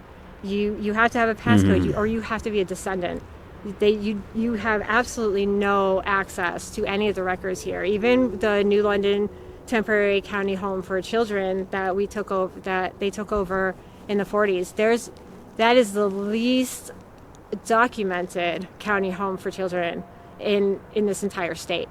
I found some, but other than that, there's nothing. There's nothing. If there's that many deaths that happen regarding in Lippet alone, 5, even if it's 5 a month, 5-10 a month, just in Lippet, and that doesn't include this. You gotta think about what everything else was. So there were 2 here in this building alone? A month. Well, a month. A month in the hospital itself. And then there were the deaths just that happened in this building itself that would occur. In the 50s, it was like 5 or 10, and a lot of them, when you look at them, they were contributed to cardiac. We do have an individual who was given the wrong medication. There is a patient that they gave the wrong medication to, and he did pass away in this building. So, any other interesting deaths before we're done? The 2 men, we had a boiler that exploded back a long time ago. They were killed in the accident here. But I'd say both Anns are pretty prevalent there. Bruce is the man who they gave the wrong medication to. There's the Fred, who was the cook here, who was killed on the street walking across from where we just came from. Dr. Brian, he did pass away at this hospital while he was a superintendent. So he's a fan. If you can get in touch with him, much respect. He'll definitely talk to you. We do hear some screaming. I don't know if you have a DR60. Yeah. That has, for some reason, people have captured some serious screaming on that thing recently. So. Alright, so my friend Drew, when he was exploring this building and doing the paranormal investigation, he got this EVP. This was the thing that he got.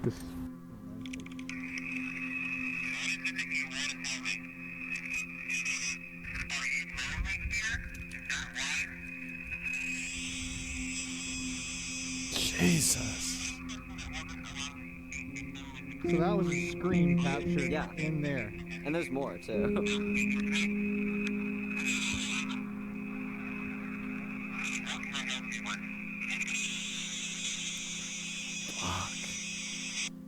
Oh my God! That is going to be right there, and that's the first one. There's more. And that's like the same exact thing that Elton got when he was here. The other team got that same when they were disrespectful to Dr. Brian, because I said don't call him Bill, only I can call him Bill, and he did, and they got him saying it's not Bill. Everybody says it's not Billy, it's Dr. Brian, like screaming at him on a DR60.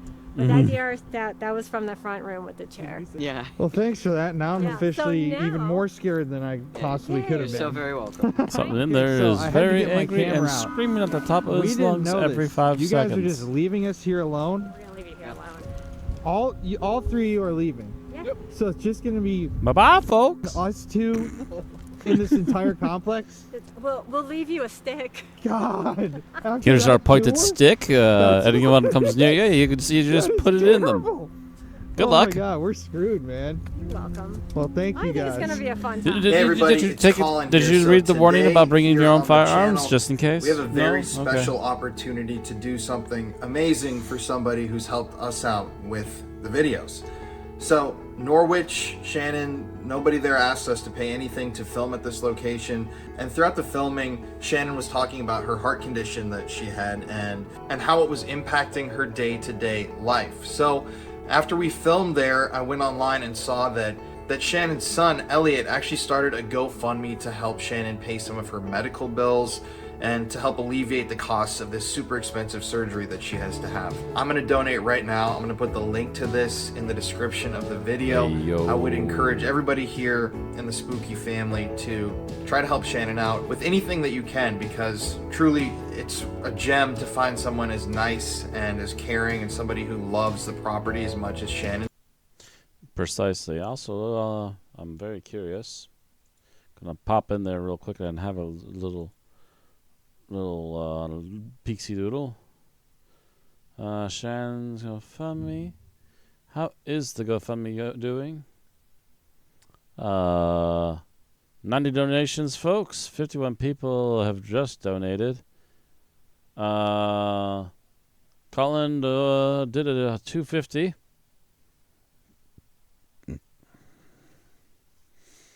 It's currently sitting at 2,600, and her surgery is required at least 15,000 to reach the goal.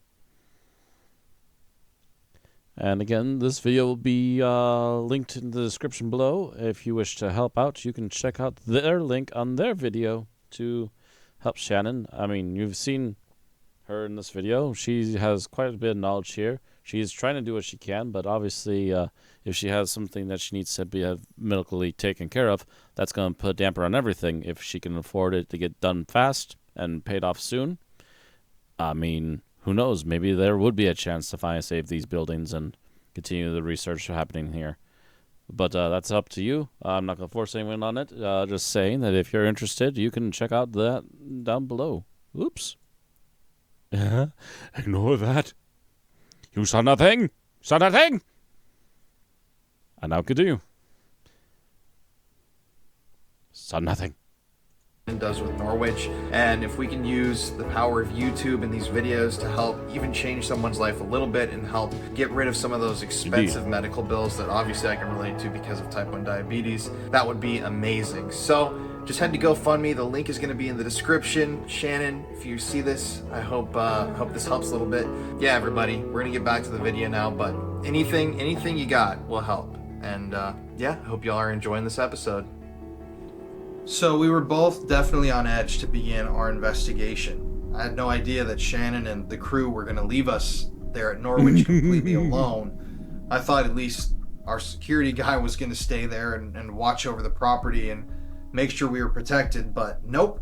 They literally just said, you guys have fun, go get dinner, come back, and the whole property is yours.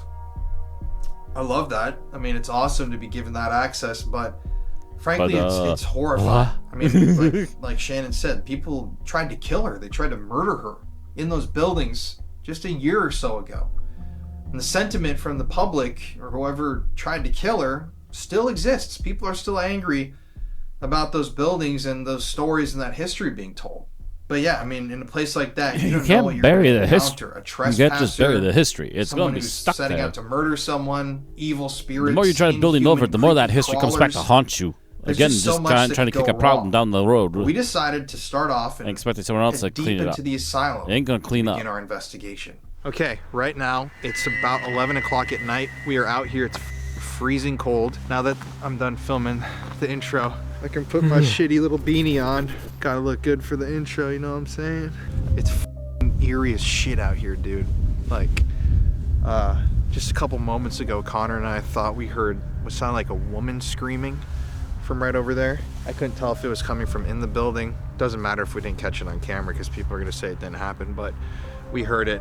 We're definitely on edge to start this investigation because, like we said before, I thought for sure that somebody for security was gonna be sticking with us here, but we're completely alone here throughout the entire campus. It's just us. I love it personally.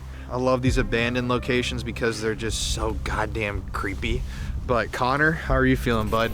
I fucking hate this shit. Connor is not into this location. Connor's sitting over here going, why did I agree to this? I don't know. I've always said I'm more scared of people than I am ghosts. And I mean, this place To has some degree, really yes. scary ghost stories and some really scary people stories. I mean, People are effed. you put 2 and 2 together. I'm not really thrilled about this. I'm very on edge, very anxious about this place. Yeah, and the last thing that I'll add, we just called Twin Paranormal, our boys. They called us, and we were talking before we drove up here, and Wyatt told you are me, in commune Connor, with the boys. that All right. there's a homeless man that lives in one of these buildings. So we might have to change the buildings that we were gonna go to this evening. Personally, I can't see how someone would even survive when it gets so cold out here. And I know they came in the summer, but it's definitely not what Connor wanted to hear before we go. The whole time I was telling him, dude, we're not gonna see anybody. And then Wyatt's like, avoid that building, man. There's a guy in there. Yeah, man, we went and ate dinner, came back here, and already we saw 2 cars parked out on the road full of people. I'm just like, I don't know what these people are doing. I mean, like, I'm sure they're coming in here. I mean, she said, like, they come in here with fucking sledgehammers and, like, start breaking shit. Connor doesn't want his skull to be broken with the sledgehammer, is what he's trying to say. I don't. I think it could be kind of fun. Yeah, well, I don't really even want to be here, so. I suppose the number one issue that is Well, going to guys, actually keep them from without fixing further this. ado, we are going to head right through that cute white little door and straight down into hell. So let's do this, buddy. Oh yeah. Real quick as well, I just want to say, God, higher power, please just be with us this evening as we go through and interact with these dark energies and visit a place that truly has been touched by an unspeakable darkness. Please allow us to be covered in a white light of protection, and please protect people viewing this footage in the future as well.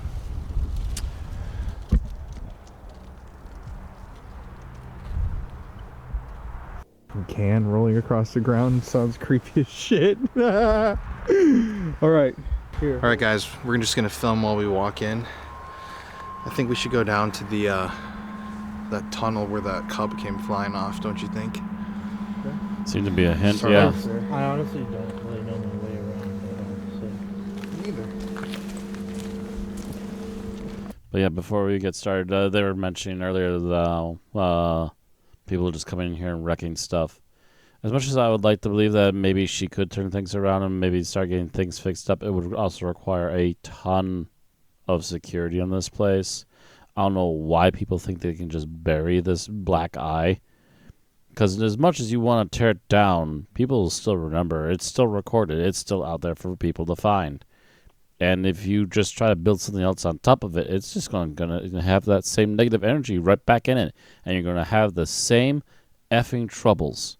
Because you never did anything about solving the problems that are basically that land.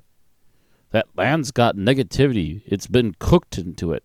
It's been cooked into it for over 100 years at this point. You think it's just going to up and give up just because you smashed the building down? You're kidding yourself. There's literally fields out in Kentucky that are never forget the things that it's seen, and still has energy flowing through it that causes stuff to repeat itself to this day. And same with 100 other spots that have seen warfare, bloodshed, and everything else that's super negative and can cause scarring of the energy around it. Enough negativity of any kind will just embed itself there. You gotta do something to counteract that negativity first before you can just claim that you can bury it. You can remove the buildings, but you can't remove the things that were in those buildings. Anyways, moving on.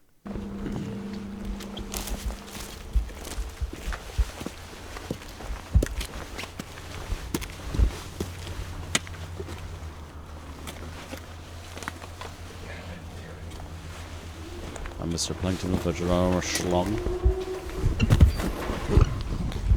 All these reasons. You did lock the car? Yep.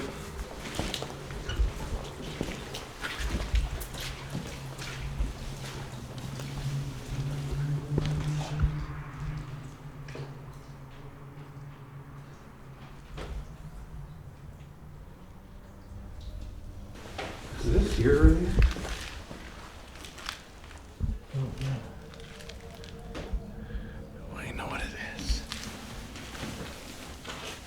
Is that a light tube?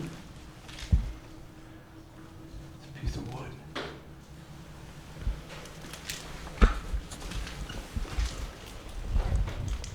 Well, you found the sharp pointy stick. Good luck. This is lobotomy.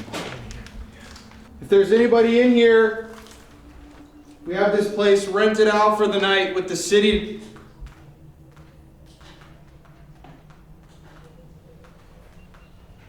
We're not going to call the police or anything. We're just trying to film a YouTube video. So if you could please just let us know that you're here. Head pops in. YouTube video. It's scary.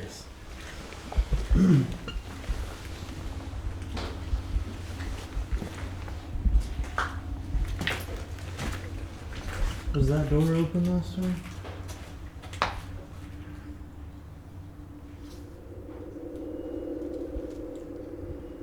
I don't know, but you're making perfect B-roll right now.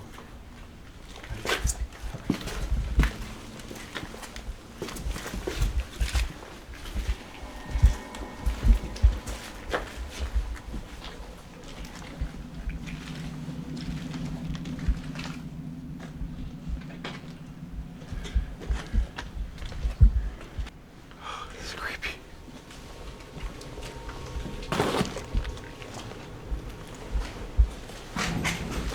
Oh god. It scared me. Oh, here's that hallway.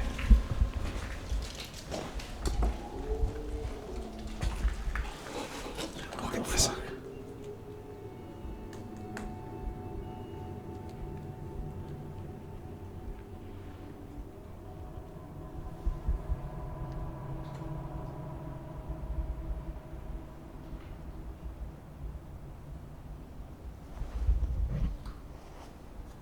Thought I heard Could something. the wind possibly make a creepier f***ing noise than that?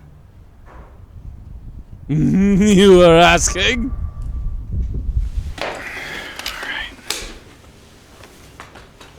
I'm assuming that moan was something they actually heard, and it sounded like it could have been the wind or it could have been a bike going through, but it's hard to say. Oh, I heard that. Oh, what the hell? People outside?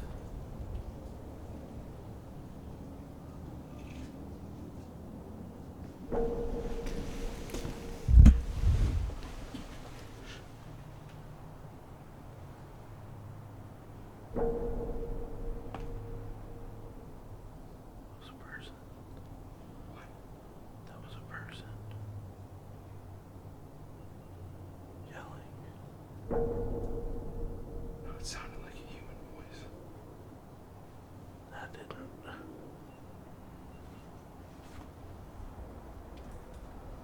Dude, but we're way underground. Underground, like. Oh my god, I'm a fucking idiot. I thought that we were in a tunnel or something. I'm glad we were rolling on that. That was like multiple human voices, but they sounded so like eerily distant.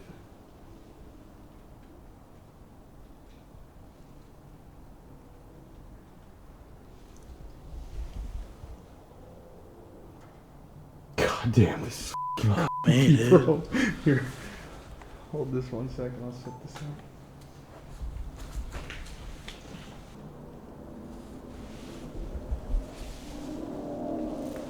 I could have sworn I just heard a woman go. "Ooh." Doesn't it have a memory card in it? Oh, God. Look at this genius right here. Now that is what I like to see, my brother. Real man of genius. You know that commercial? No. So we decided That's to set an up oldie. in the area where the Are crawler you old like me, has been Connor? seen, where we had that cup fly off the shelf. Now, I want to point that out again. It's Get really really old like me. strange that that happened earlier in the Those footage. were I mean, when I it was was young. windy as hell the entire day, and the moment we turn that corner, the wind is just all of a sudden so strong that it blows a plastic cup across the hallway.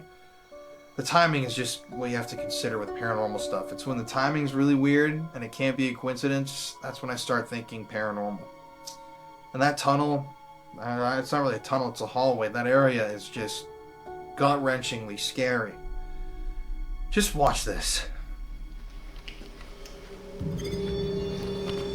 Every time I turn my back, Try it again. Hey, you want to turn on Spirit Talker? What the f***, bro? Don't Connor, tell me look you at this. Look at this, bro. Oh shit! see that It's swinging? moving. There's no wind in there. I'm freaked out. It was sitting perfectly still earlier. What the hell? There's an open window right here, but that is not moving at all. And look at that, bro. No, it stopped. Is there somebody in this room?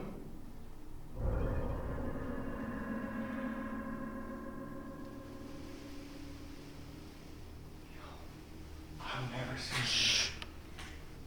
I thought I just heard another person talking. Don't disrespect us. Remember what she said about the fucking little guy? Sad. She said she doesn't do...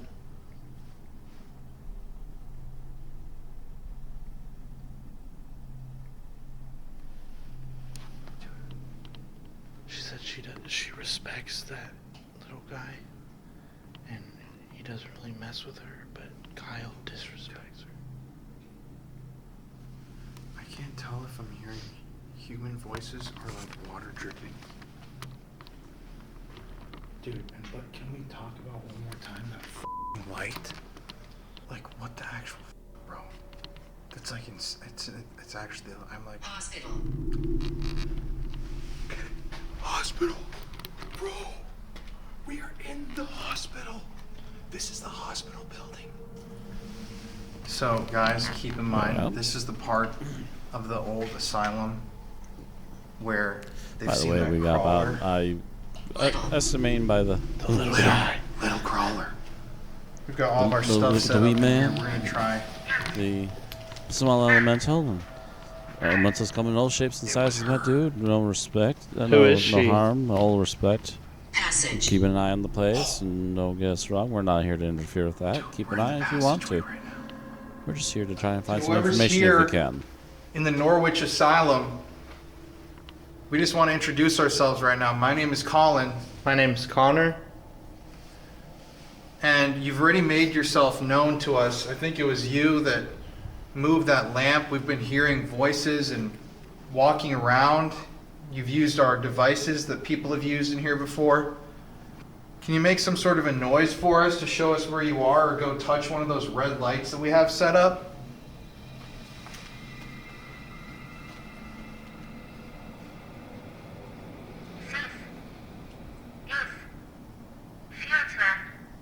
Vanished.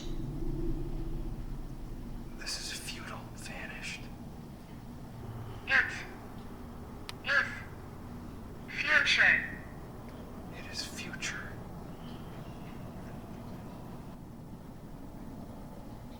What the f*** was that? Marianne. We liked your equipment. Professor and Marianne. All right.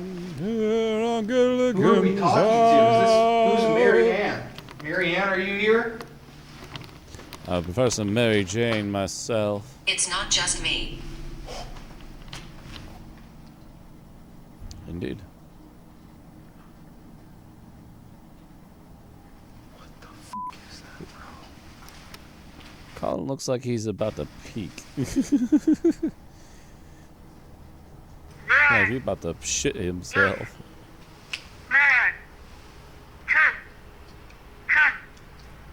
Stay a while. All right, if you want us to Listen. stay, why don't you tap on one of those red lights?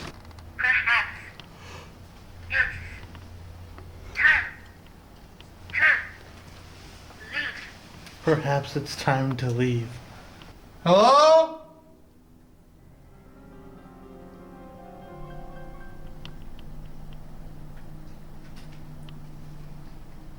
That sounded like a footstep, like right there.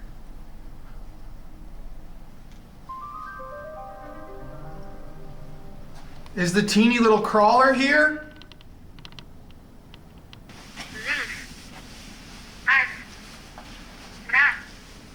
Leave us now. That's what it said, right? Yeah. Dude, right when I It said perhaps it's time to leave. Leave us now. Why? Interesting how the spirit talkers have been quiet all of a sudden. Who's in here with us? Is the little crawler in here? Rogue torture. Well, what? They never found me. Again.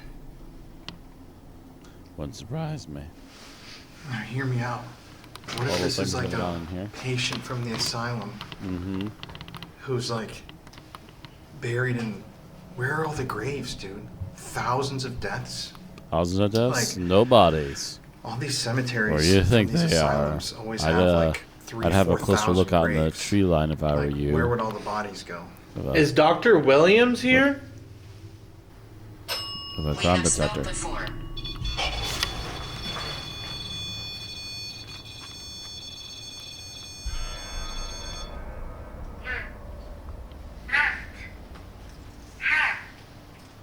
Someone's coming.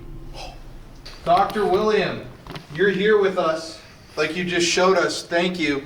But you said someone's coming. Who's coming? Should we be afraid of them? That was crazy. Actually, though. Oh! Oh! Oh! Oh! Ooh. What the f***, bro?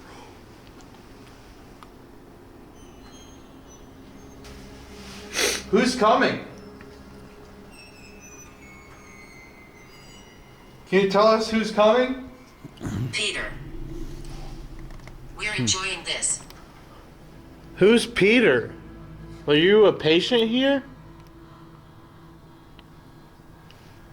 Dude, I feel someone behind me, bro.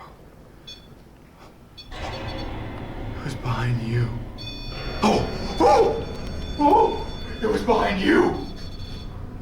This is right where she saw the creeper. Did you hear that? Blank. Dude, it's like somebody's f***ing like... just walking.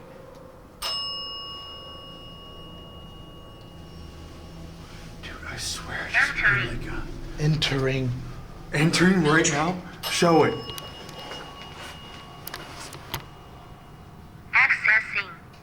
Accessing? Oh! Dude, what the f***, man? Who's entering? Can you show us that you're here somehow? I've been here 600 years. They're elemental. Mm-hmm. Yeah. Older. You might guess. What? Dude, that's f***ing crazy, actually. Two completely different... Oh, bro, I actually feel like... Is I that... got full chills right now. Dude, I'm not... I'd show you my Up, goosebumps, but up my Can you legs. see me? Do you see me? Can you see me? can you see me? No. Where are you? We'd like. Oh! Oh! Oh, dude, it ran! It ran between us! Oh! Oh! Oh! All three! All three! All three! Oh! This place obviously has no power. So how is Thank that? you. How's Thank any you of that for turning on? showing us that you're here by touching And those supposedly you can get the things. You're very EMF, powerful. not the EMF, the REM pods to go off via radios. Choice. There's some. These are the only two people here. Adventure. Can you show us visually what you look like? I heard you like to crawl around like a little baby.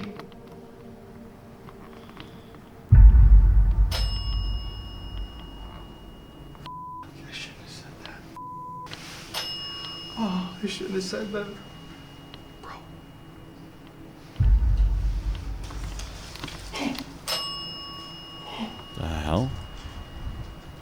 I picked up a bit. Okay. That's still freaky. Do you not like us being here?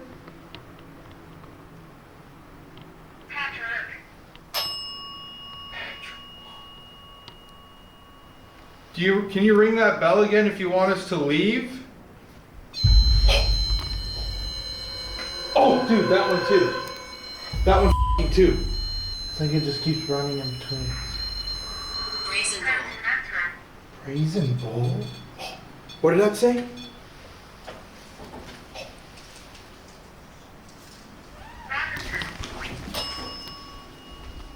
Keep the camera on. Alright, it's on. Fucking door open. Oh my god, bro. What door is open? Boys. What do you want to do with boys? Maybe it's a pedophile. I'm not even kidding. I mean, that's definitely somebody who'd get locked up here. And they'd f***ing do. They would literally do. Dude, Liars. it said before too, bring me more gentle something. Bring me more gentle. There's more of us. When did it say that? It said it like on there, one of the first things. It said, bring me more gentle something. We. Souls. We. There's more of us. We. Was one of you patients put into this asylum because you liked young boys? Very well could have been considered you need hospitalization for Like their back moral then. values were flawed. Is that what you're telling us to bring more of?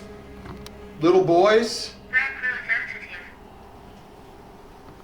Is this tripod at like a crazy angle? Yes.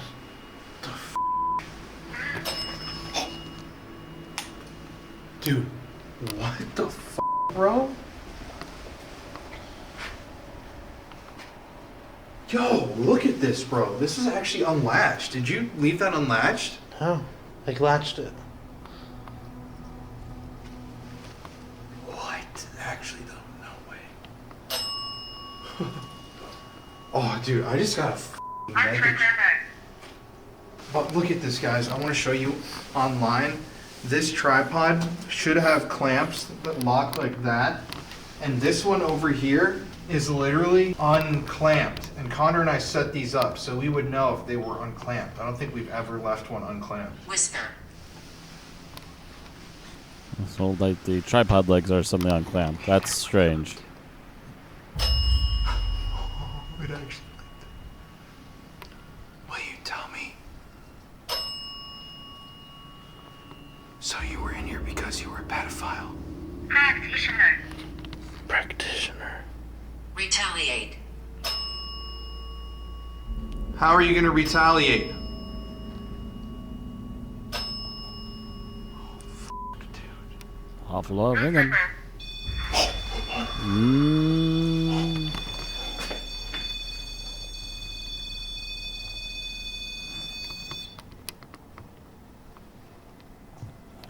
Liam.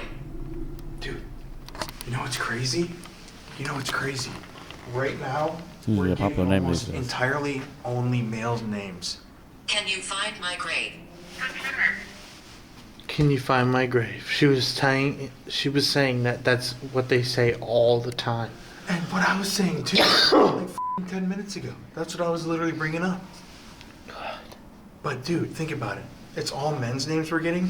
This side is the men's side. The women's side is over there. I'll move something. What are you going to move? Q. You? Q. It's a letter. You want to latch that tripod? Oh yeah. That's fucking trippy. Well, Dude, look at that. Oh. It actually sunk. Oh. nails. Visitor. Does this visitor have long Creepy nails.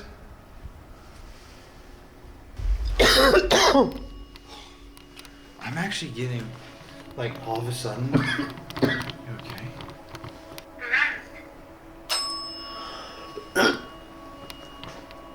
What's wrong? I started feeling really, really sick. What do you mean? Start feeling really sick. First of all, That's not good. And I all of hate that saying energy this. doing Look, that. film this. Boy. This battery just went from 22 to 0. Yo, are you okay? I'm starting to feel like really sick.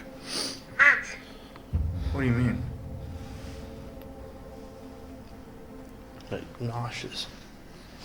I'm stroking your hair. Oh. Oh my god, bro.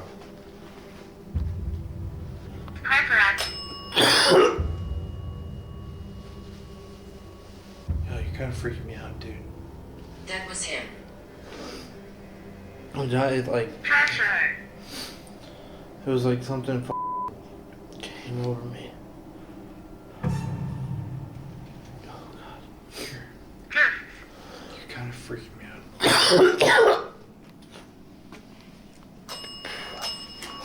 He will trick you. He will trick you. Oh my god, bro! Listen. Listen.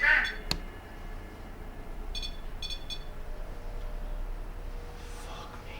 This is bad. Yo, what the hell, man? Colin's Like a tripping, swarm. man. I just saw something walk across that hallway. I'm sorry. What did it say? Providers. Should we do the DR60? Yeah. So this is where they got the screaming before. Mm-mm. How does that happen at the exact same time, bro? Dude. If you need to take a break, we can take a break. Rage. I guess it's a machine.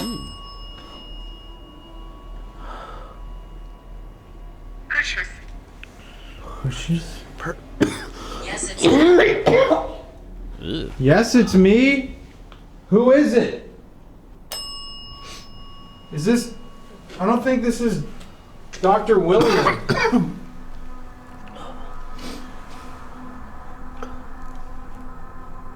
Is this the creature? The little baby crawler that thinks he's so tough? I'm hiding. Dude, you shouldn't be calling it out like that. Where are you? We don't like investigators.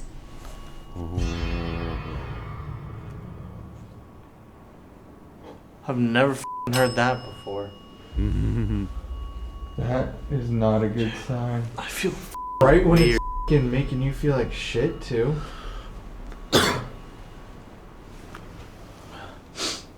Okay, I didn't mean to taunt you. Operators.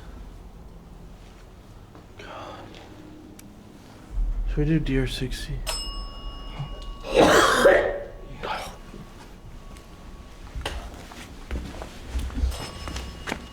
You want to put the bell away? Dude. What?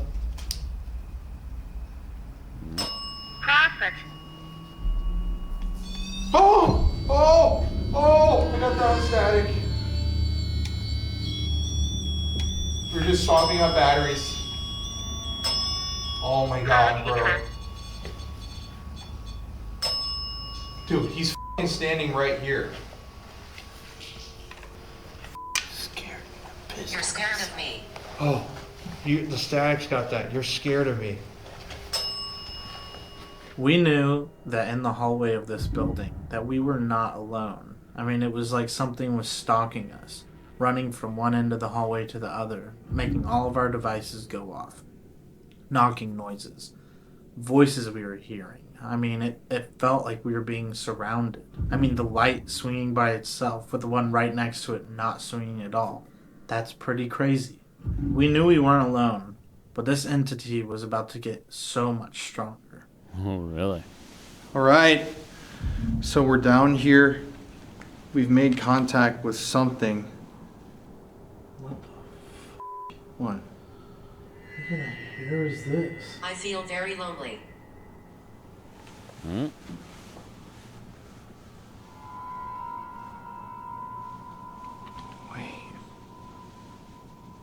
Wait, show that under the light. That's not your hair. That's not your hair, is No, it? Children are playing. I just like felt something touch my head, and I just went and like wiped it off. Hold on. Wait, what? That is crazy. That is not your hair. Dude, that's neither of our hair. No. Okay, that's a little more than freaky. I don't like that either. Oh, we're gonna do a DR60 right now. Let's try to talk to these things. All right. I could have sworn to God. Hold up. I could have sworn to f***ing God I just saw a little shadow right there. That's what I was saying earlier. Just past those bricks and shit. I thought I saw someone. I could have sworn I just saw something. Is that you, Shadow Man?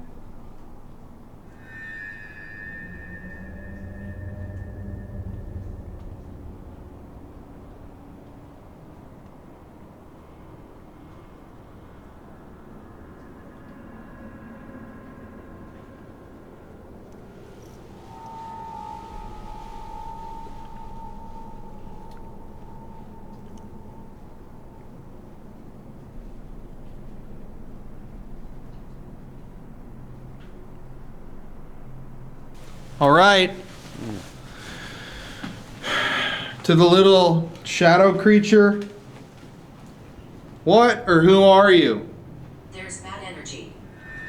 Bill? I heard you don't like it when people call you Bill.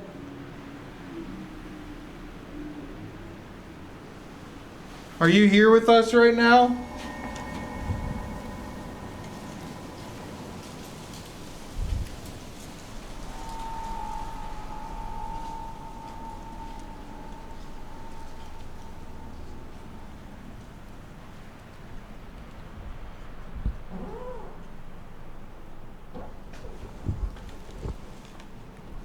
That was loud as hell. Kiss.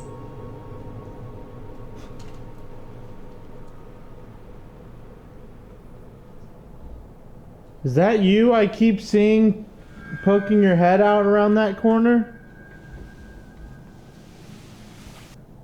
Can you whistle back?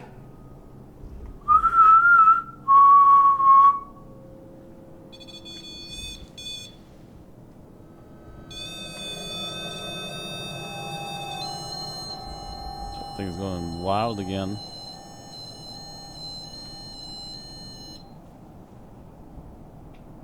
Hiya.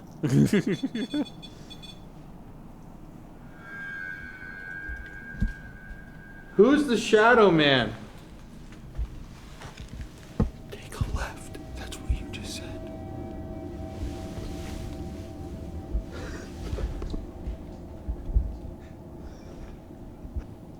Why do you want us to go left? What's Go down left. there? Go left again. You have reached Bill? the station. Are you down to the left? Shadow Man? Little creepy crawly thing? Are you down to the left? Is that you down there?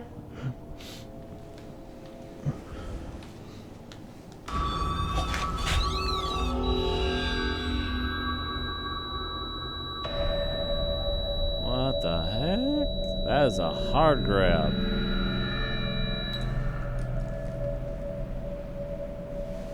Oh wait, and was he actually censoring something? Thought it was thought it was for the things. And REM pods.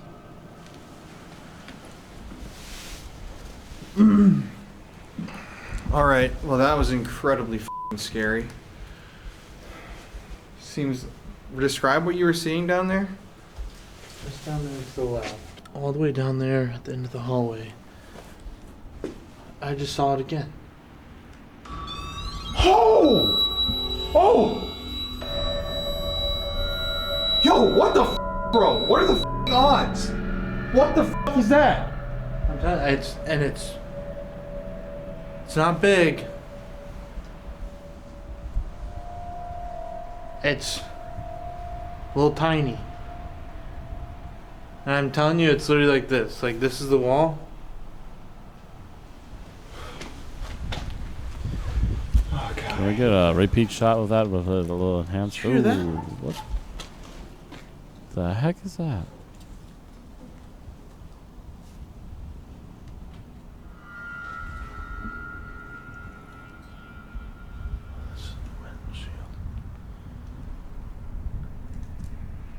I mean, it might be something outside, but it's not saying for sure on that. Alright. There's a little shadow creature. What or who are you? Bill? I heard you don't like it when people call you Bill. Are you here with us right now?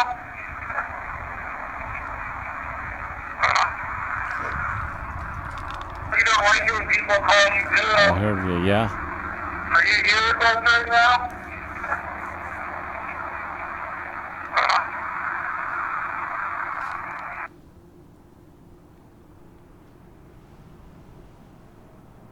Hello?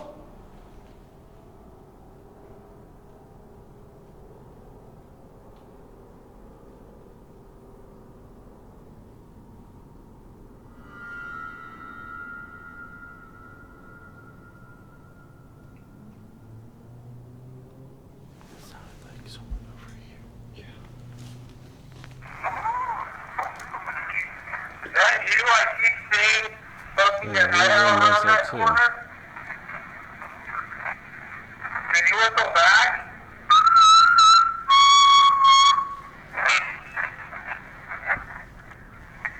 Who's the shadow man? Can you whistle back?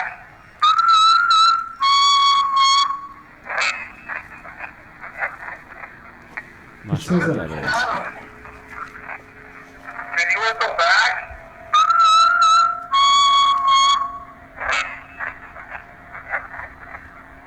Who's the shadow man?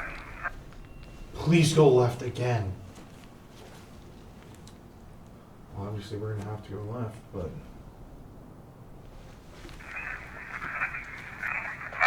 Why do you want us to go left? What's down there? Bill? Are you down to the left? Shadow man? Why don't we go left? What's down there? Bill? Are you down to the left? Shadow man? meat. Meat. I heard me, and then it said meat. Remember how Tyler said, kept saying like, come meet me. Oh, I completely forgot about that shit.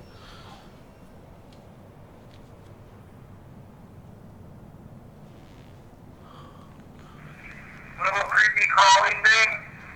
Are you down to the left? Is that you down there?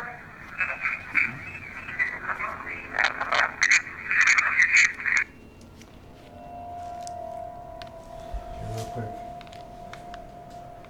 All right. Who's down there to the left? I'm saying closing eyes. I'm actually looking down.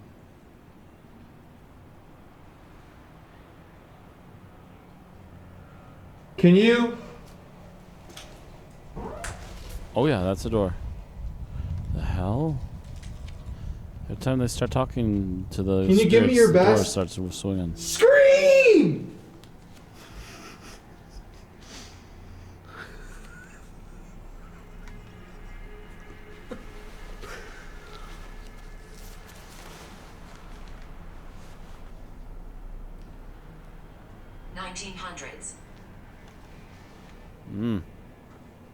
Most of the time that this place was open, Are yeah. you trying to scare us? I could have sworn I just heard a woman go.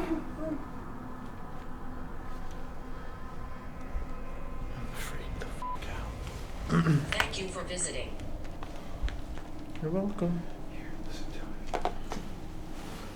I'm so freaked out. Fucking freaked out. I'm really freaked out. I'm just gonna say it again. I'm freaked out. I'm really freaked out. People don't understand. Oh, dude, different. Oh my God, do you feel that right now? I'm not even kidding. Like up your arms. Something just came in here. Who just came in here? Can you show yourself? Or let us hear your voice?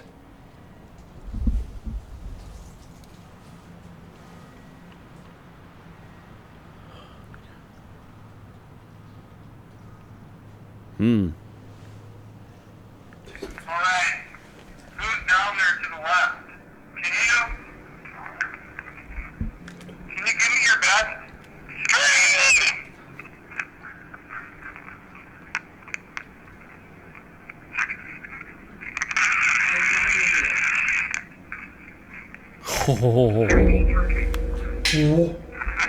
Who's down there to the left? Can you give me your best?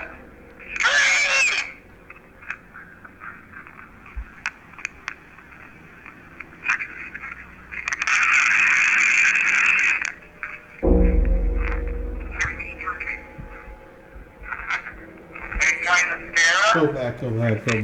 What the f, bro? Yo, actually, what is that? There's no way that actually just happened. That's the No exact way. same sound that he was showing us earlier. Can you give me your best? Give it to her.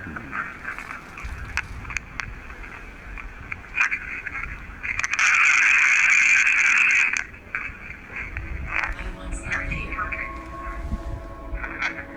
Hey, kind of Sarah?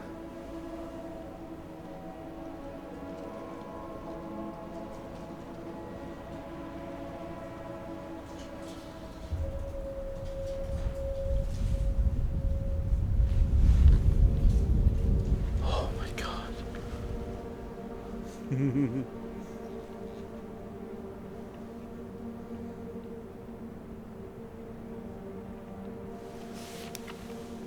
Hello?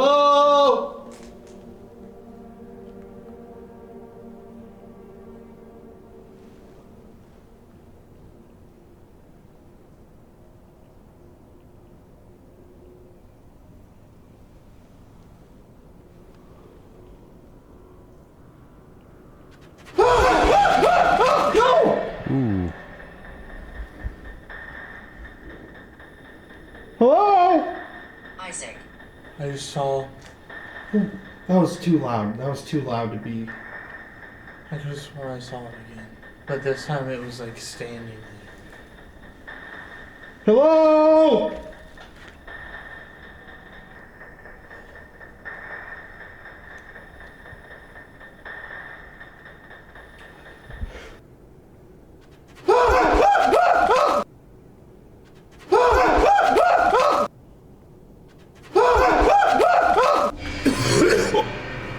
Oh, now it's getting him.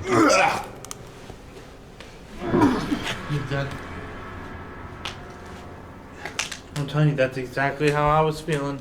Oh my God, that gave me such a fright. What was that, bro? What did you just hear? I thought I was hearing footsteps are like. I don't know. It honestly was just so loud that it caught me really off guard. And then I looked over and I f***ing saw it standing there. Hmm. I'd love to see if they can get some I think I like actually corrective footage to see if they can find something in there. jumped up and I think I might have shit my pants a little bit. Oh my God, bro, this.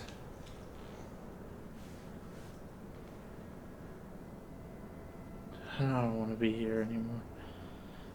I want to go home. Nurse's building or something? Well, we gotta go to the left. We gotta see what the just made Dude, that that's noise. where I saw it. Go I left. didn't even Go finish left listening. now. Damn it, dude. Go talk to the elemental. And we have to address that scream also. It's like literally something. What? What? I saw someone standing there. What? Standing where, bro? In this room. Let me rest. Shut the f up, dude. Wait, don't f with me. Oh, I'm being serious. I thought I just saw someone standing in this room.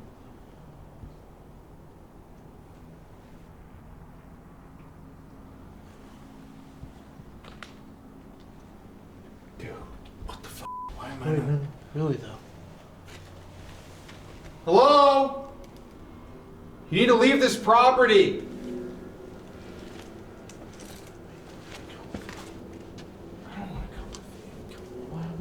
Go alone. You have the pepper spray and shit? Yeah.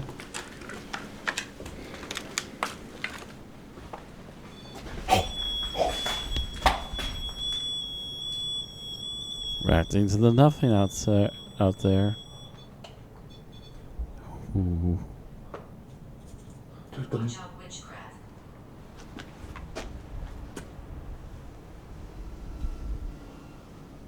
Dude, this thing's following us around here, bro. Well, that's terrifying. I thought I saw someone standing in this room. You can't fucking stand in that room. God, these are creepy rooms, bro. Maybe they'd be able to get into those rooms much less What's up standard. there to the left?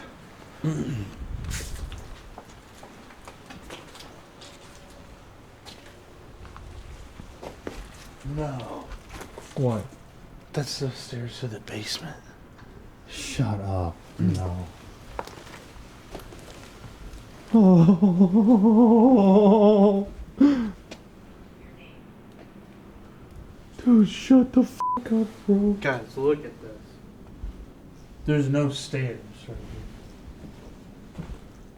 This is a hole down to the basement. All right. Well, we got a lot more of the building to see.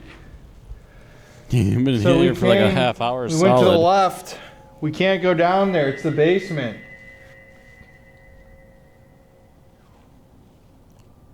What the hell is that?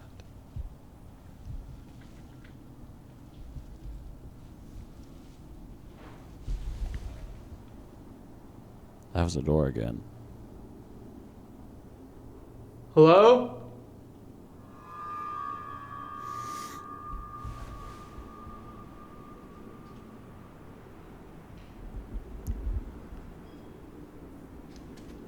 Calm.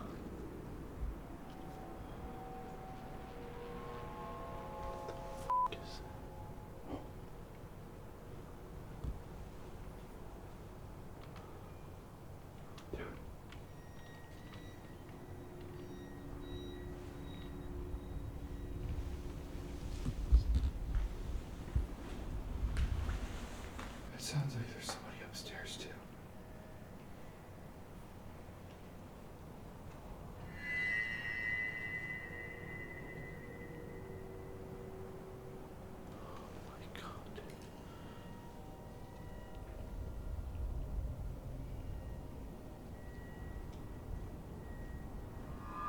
What is that, man?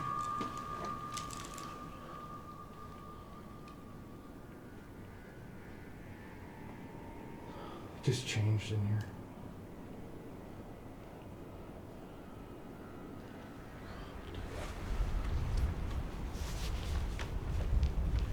Hello?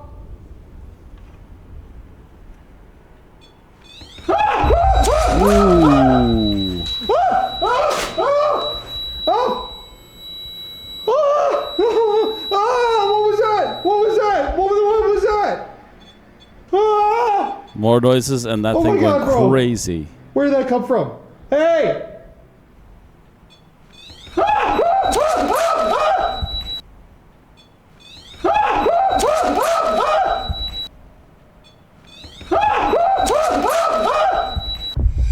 What the hell was that?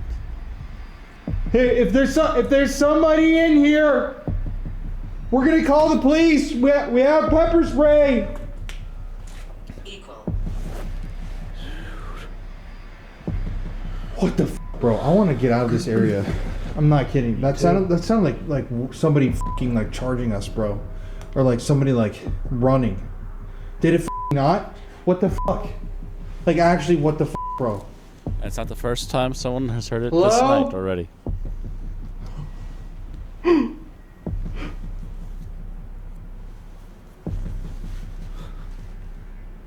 It's time to talk. Dude, why screaming? Oh my god, I thought someone was gonna kill us, bro. I mean, we still don't know. Heard something.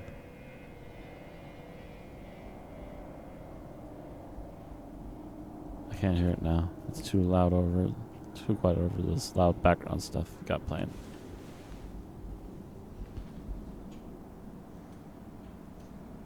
Play back quiet.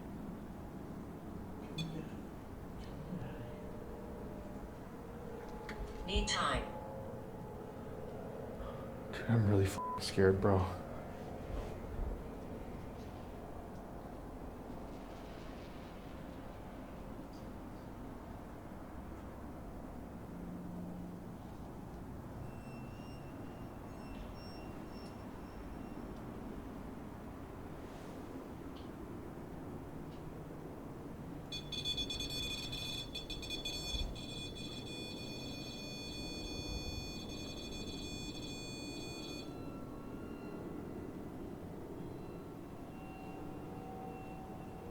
I really don't feel safe here anymore. I'm teared up because I'm so scared, actually, bro. Okay. Can we go?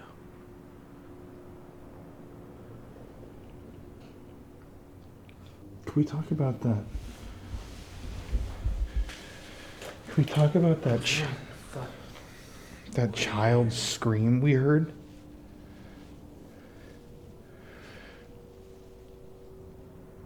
Yeah, bro. Alright, so we're both feeling a little bit something really crazy is actually happening right now.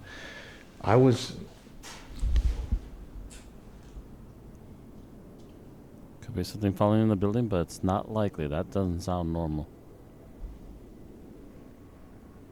Sound like a couple noises in one, but it could have been something that fell and hit something else on the way.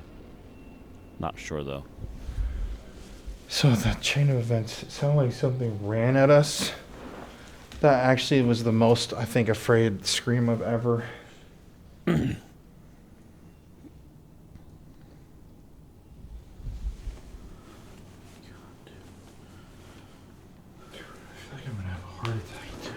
Movement.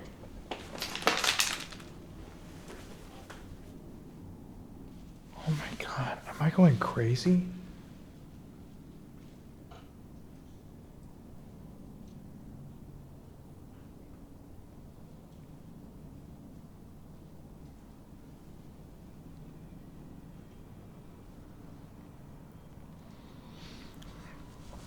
Okay, that was the most afraid scream one of them that I've ever had. It sounded like something came running from this way towards us. There's like banging and movement all around, and I'm a big advocate for, if you don't like the way it feels, don't be around it too long. And something like right here feels like really bad, like to the point where we're like really, dude, this is like a horror movie, bro. And to think about having to pack our shit up and walk all the way back to the front through all of this. Blanche.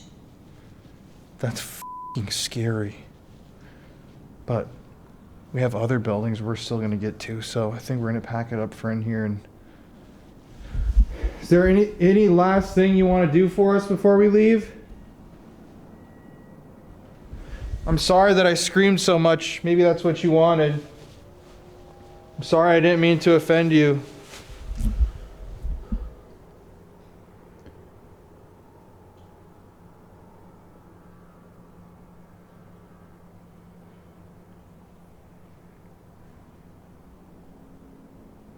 Can you play music?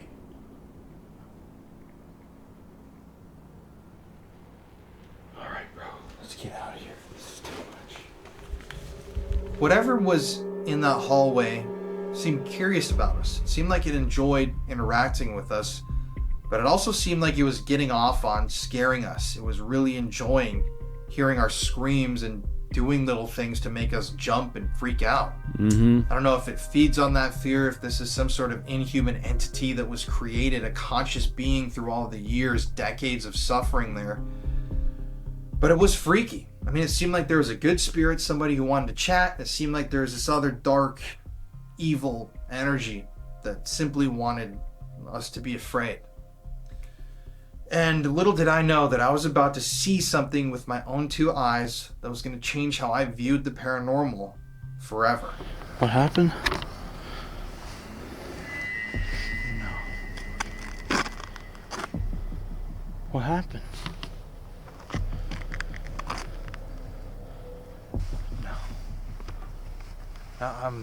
I will. Nope. I will not step foot in this building again. No. Really? No. What the f*** happened? Oh my god, bro. I'm trying to rationalize that. I think there's people over there too. Hey!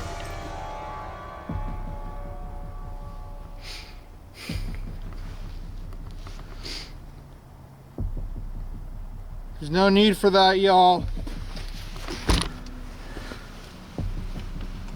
We just came out here. There's some people that were just about to go break into the building and they threw a bottle at us. It's a little f***ing weird.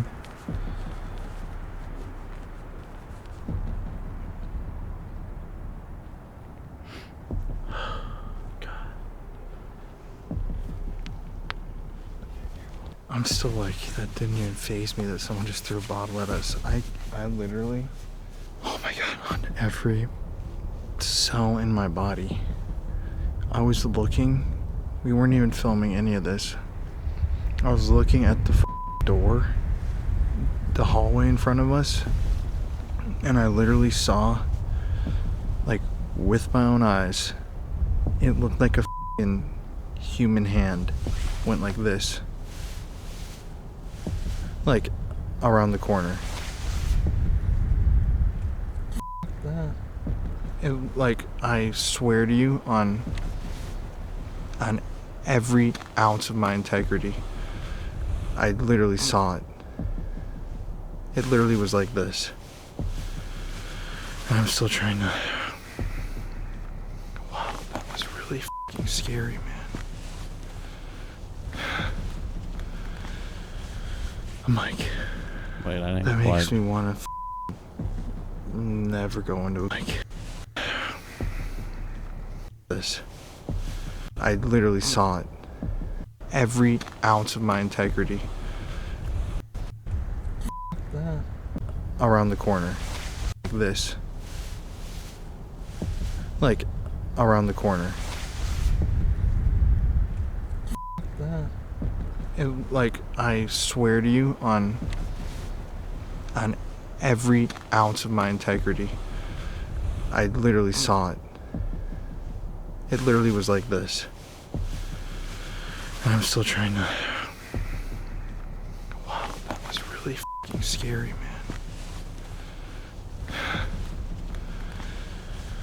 I'm like, that makes me want to never go into Can never building quite see, like but this. it looked like a fish's hand 'Cause gesture I or was something, like- and something gave him the finger or something. It was saying hi weird. to us. Like, Or was motioning for him to come closer, while not we sure were which. leaving, dude.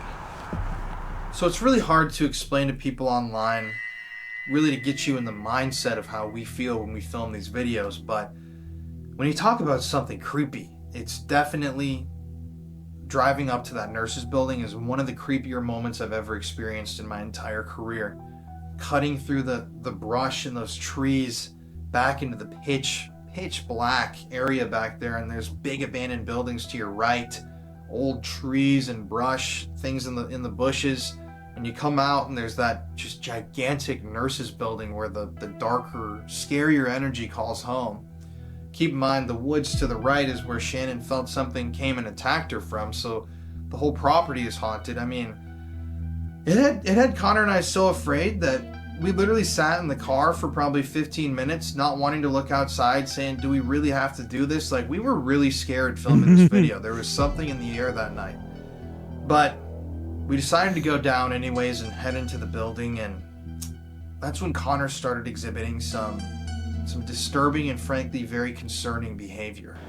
All right, so we have been filming for a couple hours now.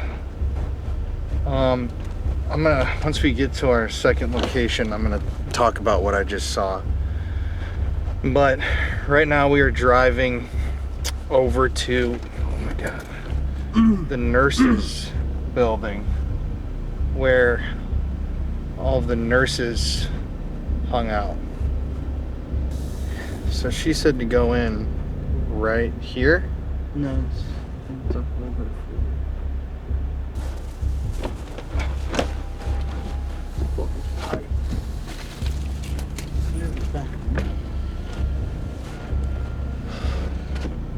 God damn, this is fucking creepy again, bro. So, we're heading back right now to, oh my God, this is scary looking, to the old nurses' headquarters. That's some thick, nasty looking brush. This is, yeah, where, this is the building where she said she got attacked by the spirit. And,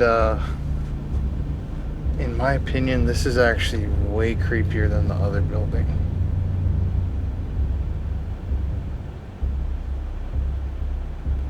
Oh God, bro. Dude, this, bro. Here, Oh. go up and turn back around. This is so spooky, man. Like, that is such an eerie visual, dude. Oh my God, I hate this. Yeah, turn this thing into a Like, Yui. is that not like just like the Back up a creepiest little bit closer, thing you've ever and seen? at least it'll be aimed in the direction you need to get the heck out of Dodge Like- if you need it.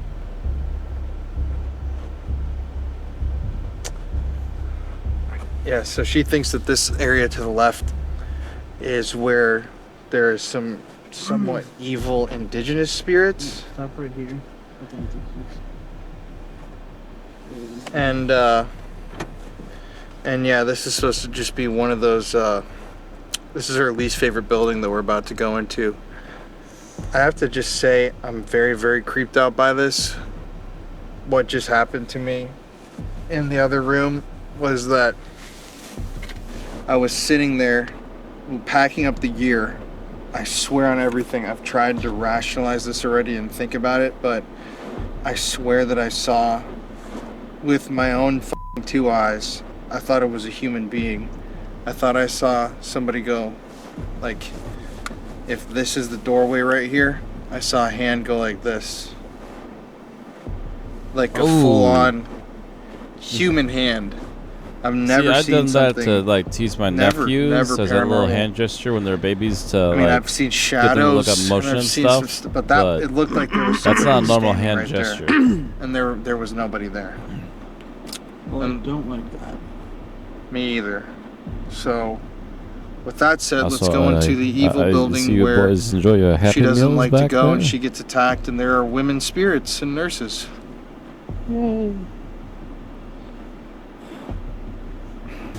The feeling of driving over to the nurse's building. I don't know what it was, but a feeling of just anxiety and fear came over me. And I was dreading to go inside. Never felt like this before in a location. It had already started affecting me, but when I stepped foot in the door, it really started taking over. And filming videos like this is very dangerous. I mean, with how open these buildings are, without security, I mean, you don't know who or what is going to be inside of these buildings waiting for you. But it was time to investigate the nurse's building. All right, guys. So we are here right now at the nurse's building. Like I was saying in the car, this is the building that Shannon is afraid of and she doesn't like. Both Connor and I just have a really bad feeling right now. But we're gonna come do this anyways. We're Leave gonna... the light on in the... It's fine. It's just a panel light. We're gonna walk around and see if we can hear anything and then do an Estes in there.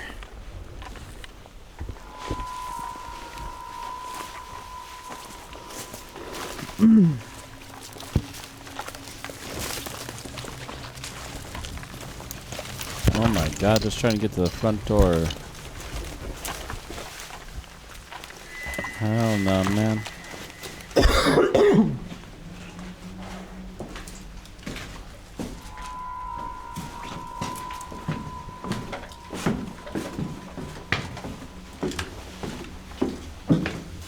Something about the D. My dyslexia does not allow me to read it. I'm sure other people could have.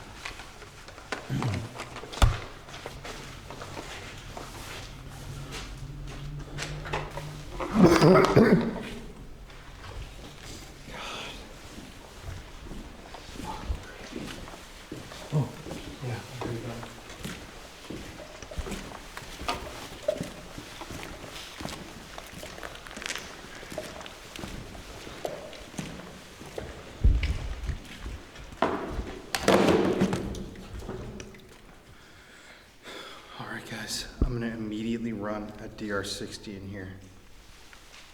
Alright. To whoever's in here with us, any nurses? Can you give us a sign that you're here?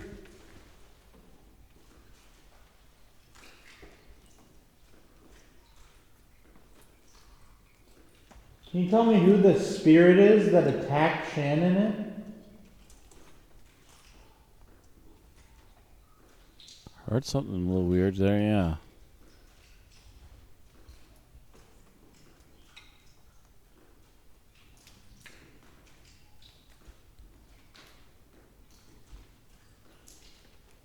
Who's here with us right now?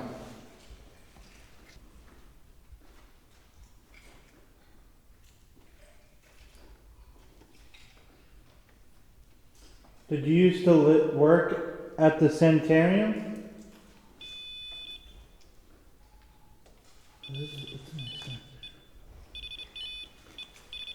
I don't know where that starts spiking with energy.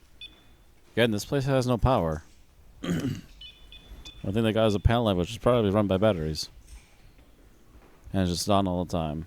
Or at least most of the time. What's your name?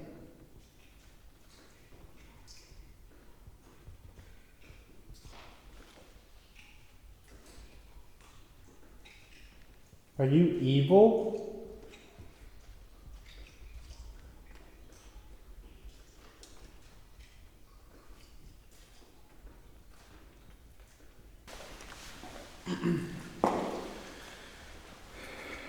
Okay, first of all, that was really creepy how that hit right when he said worked here, and this is the nurses' building for the people who worked here. Mm-hmm. I can't tell if I'm hearing people having full-on conversations or the water dripping. All I know is like... At one point or another, it does feel like you hear something over the rain, but it's hard to say outside of the There's dripping just water. like something in the air that's like really like wrong. It's so hard to explain to people online. But like, I can't remember the last time I was this like fucking scared during an investigation.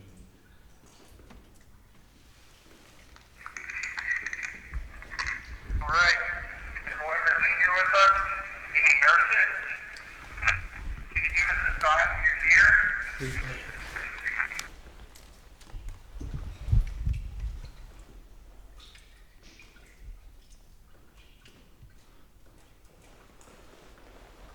Sounds like walking. That sounds like voices.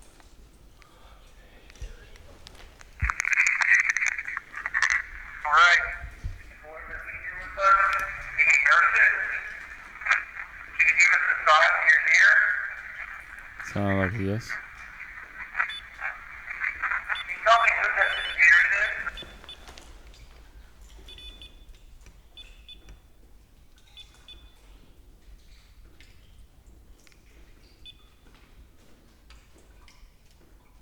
Shouldn't be any of them. And just suddenly stopped as it started.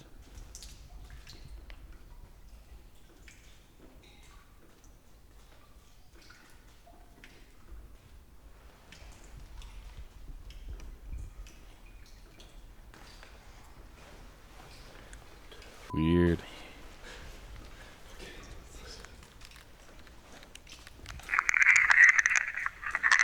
Alright, whoever's in here with us, any nurses, can you give us a sign when you're here? Can you tell me who the spirit is that is black standing there? Don't know what that was, but that was loud. Can you tell me who the spirit is that is black standing there?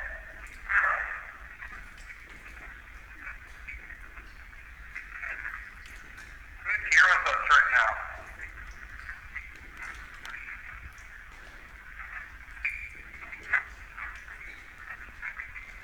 You still live and work at the sanitarium?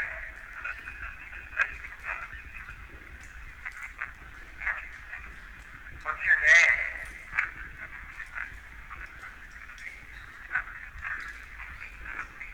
Are you evil?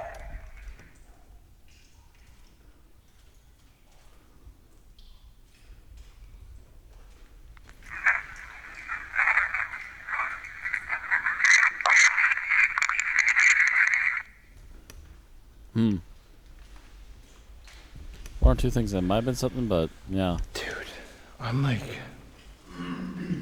you want to talk about f***ing fear? This place is really f***ing scary. It's like, I can't tell what the fuck we're hearing. I feel like I'm going crazy. But it doesn't feel like human energy. And it doesn't feel positive at all to me. Not in the slightest bit. There he goes again.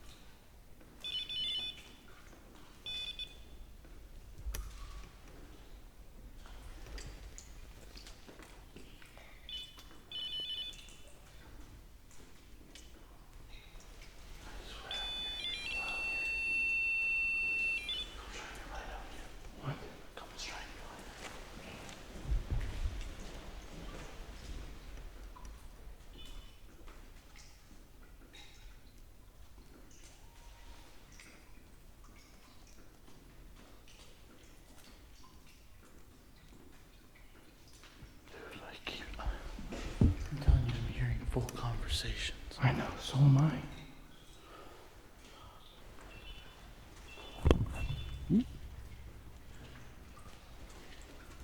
Sorry, bumped the microphone again. All right. Trying You're to lean my obviously head here down with and us listen, right I was now. like, "Thunk." Keep losing You're making that spatial thing light reference up. where my microphone is. Can you make a noise in this room to let us know that you're here with us?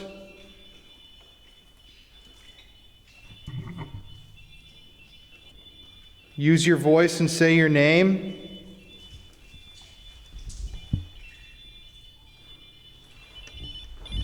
Going berserk.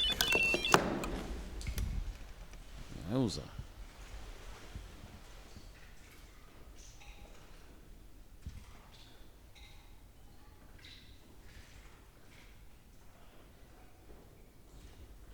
This almost sounds like it'd be voices again, but I can't say for sure. I'm so freaked out, dude. Is there a nurse here with us?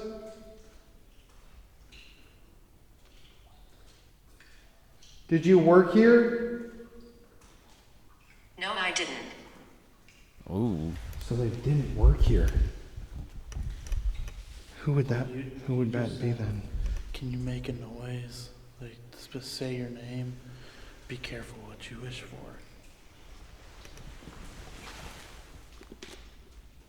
Don't rush off.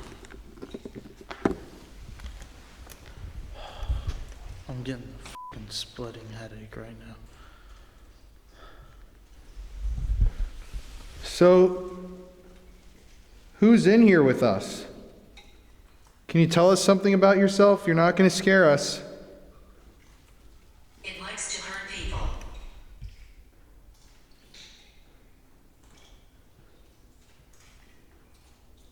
Uh-huh, nice try. What is it?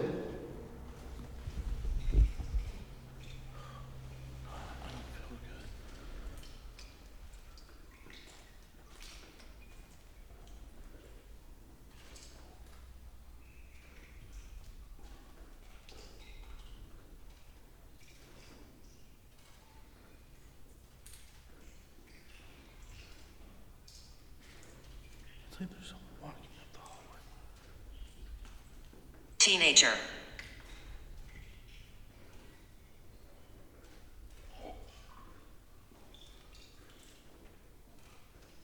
Was that a dog? It sounded like a growl. Eugene. Eugene? Oh, dude, it's kind of like eugenics, bro. Where are you?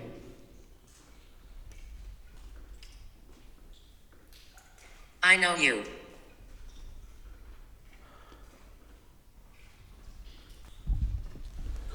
You said it likes to hurt people. You seem like a nice spirit. You need to remember, whatever it is, it needs to remember we're protected by the light of God. Can you tell us what it is?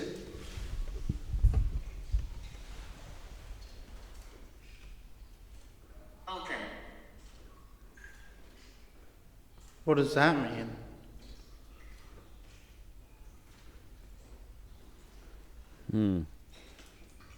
Gertrude. This is Gertrude?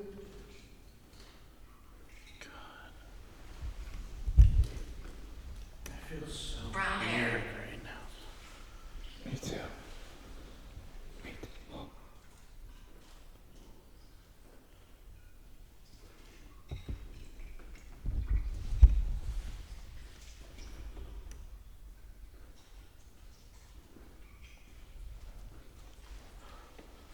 So Gertrude, you're a nice nurse, I'm going to take it.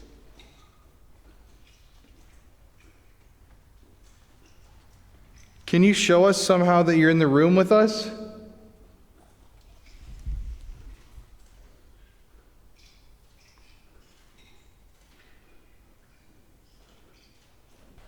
There's a curse. I really don't feel good. Easy, bud. Vicky. Nose throw up. Speak.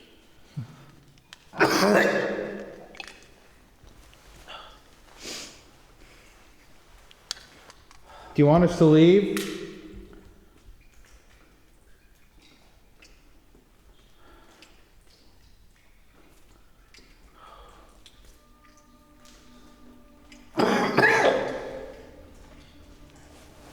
I mean, honestly, like, I can't explain it.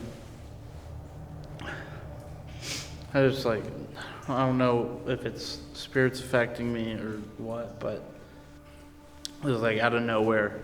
Like in the middle of the investigation, I start feeling kind of like strange. And now I keep like almost throwing up, like, I just don't feel safe. All right. Ooh. Battery. He said about Cross. Mary. All right. Whoever's here, you seem to be affecting the guy standing in front of me. Who are you?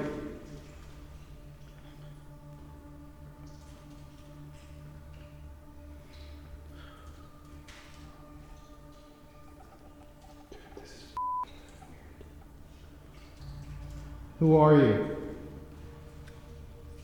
Shh. Don't tell me to He's coming. Who's coming? It's been saying he's coming all night. I think it's just a scare tactic.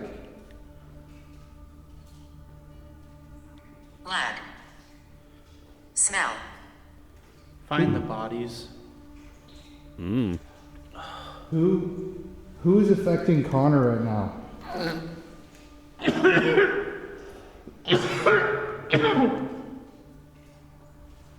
God, dude.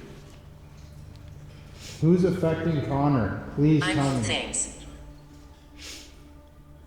I've done it before. What You're are next. you? No, you're not gonna get me.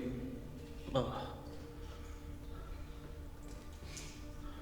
Who is this? I don't feel like you're a human spirit. What are you? Sit. Just listen. I'm listening, but you seem to be really, really negative and you affect people in here. What are you? You need to tell me what you are and why you're doing this to my friend. I need it. What do you need? Seriously, what do you need?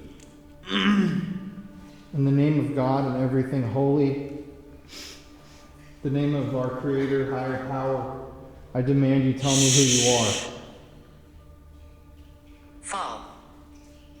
He doesn't like you. Who's this he? Who is he? Evil. Evil. There's a weird, deep voice. Evil. Why are you affecting him like that? I don't like this for Connor. I'm gonna have to pull him out.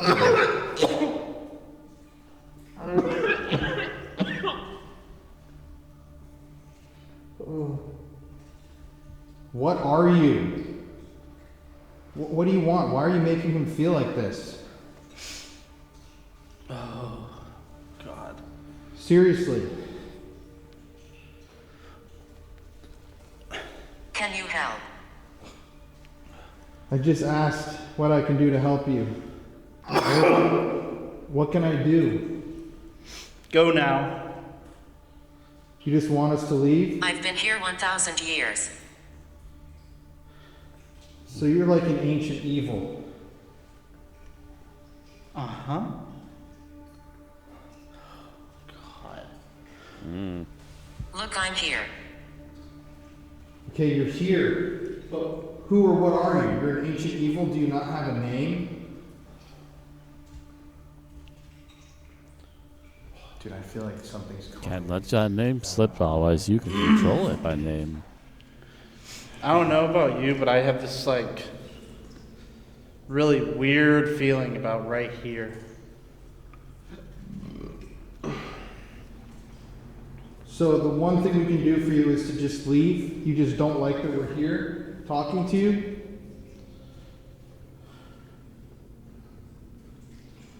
I'm gonna get you. I promise you're not going to get me. Just watch. Let me cook. This is your last chance to say something to us. What do you want to tell us? What's the point of hurting my friend? I'm just curious. Do you get energy from this? Do you enjoy it? Does it make you happy to hurt people? What is it? Dude. That same thing that Shannon was talking about like feeling like super weak, that's what I'm feeling right now. Like someone's just like sucking the energy out of me. This is your last chance to explain yourself.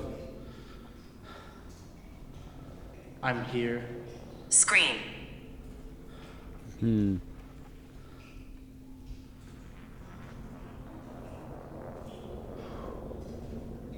Don't go down there. Oh, no. Hey, loud noise. Yeah, come on, let's just go. What happened? Let's just go. Oh, no.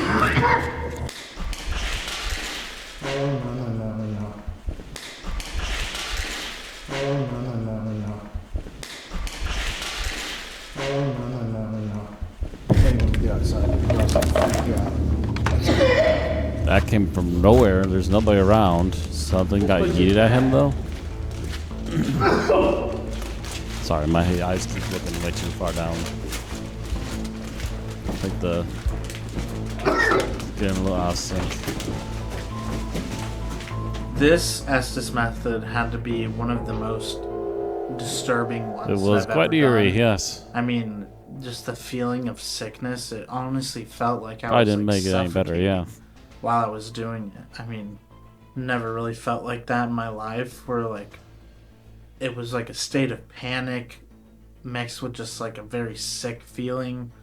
I could have stopped, but I really, really wanted to get answers for myself. Colin, this is not his fault. If I want to get out of the Estes method, I can do that on my own. Don't put this on him. I wanted the answers. And I feel like we really got them that night. But the scariest thing that happened to us all night was about to happen right when we left the building. Really? Hey everybody, it's Colin here. Thank you for watching today's video. Hello to all the new subscribers and hello to the rest of our beautiful, wonderful, spooky family. As you know, every single week here on the channel, we give away a free gift bag to one lucky viewer of the show. And this week, to enter the contest, all you have to do is like today's video, let's smash that like button, and comment, "That's insane," in the comment 8, 2, much. But anyway, and stay spooky. Alright. You're getting outside, huh? Hurry.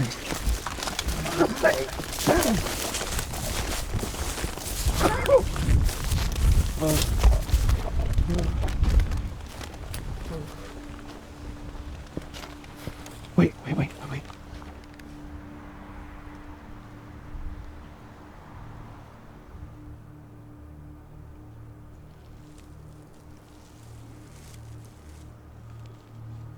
It almost sounds like walking. You hear that?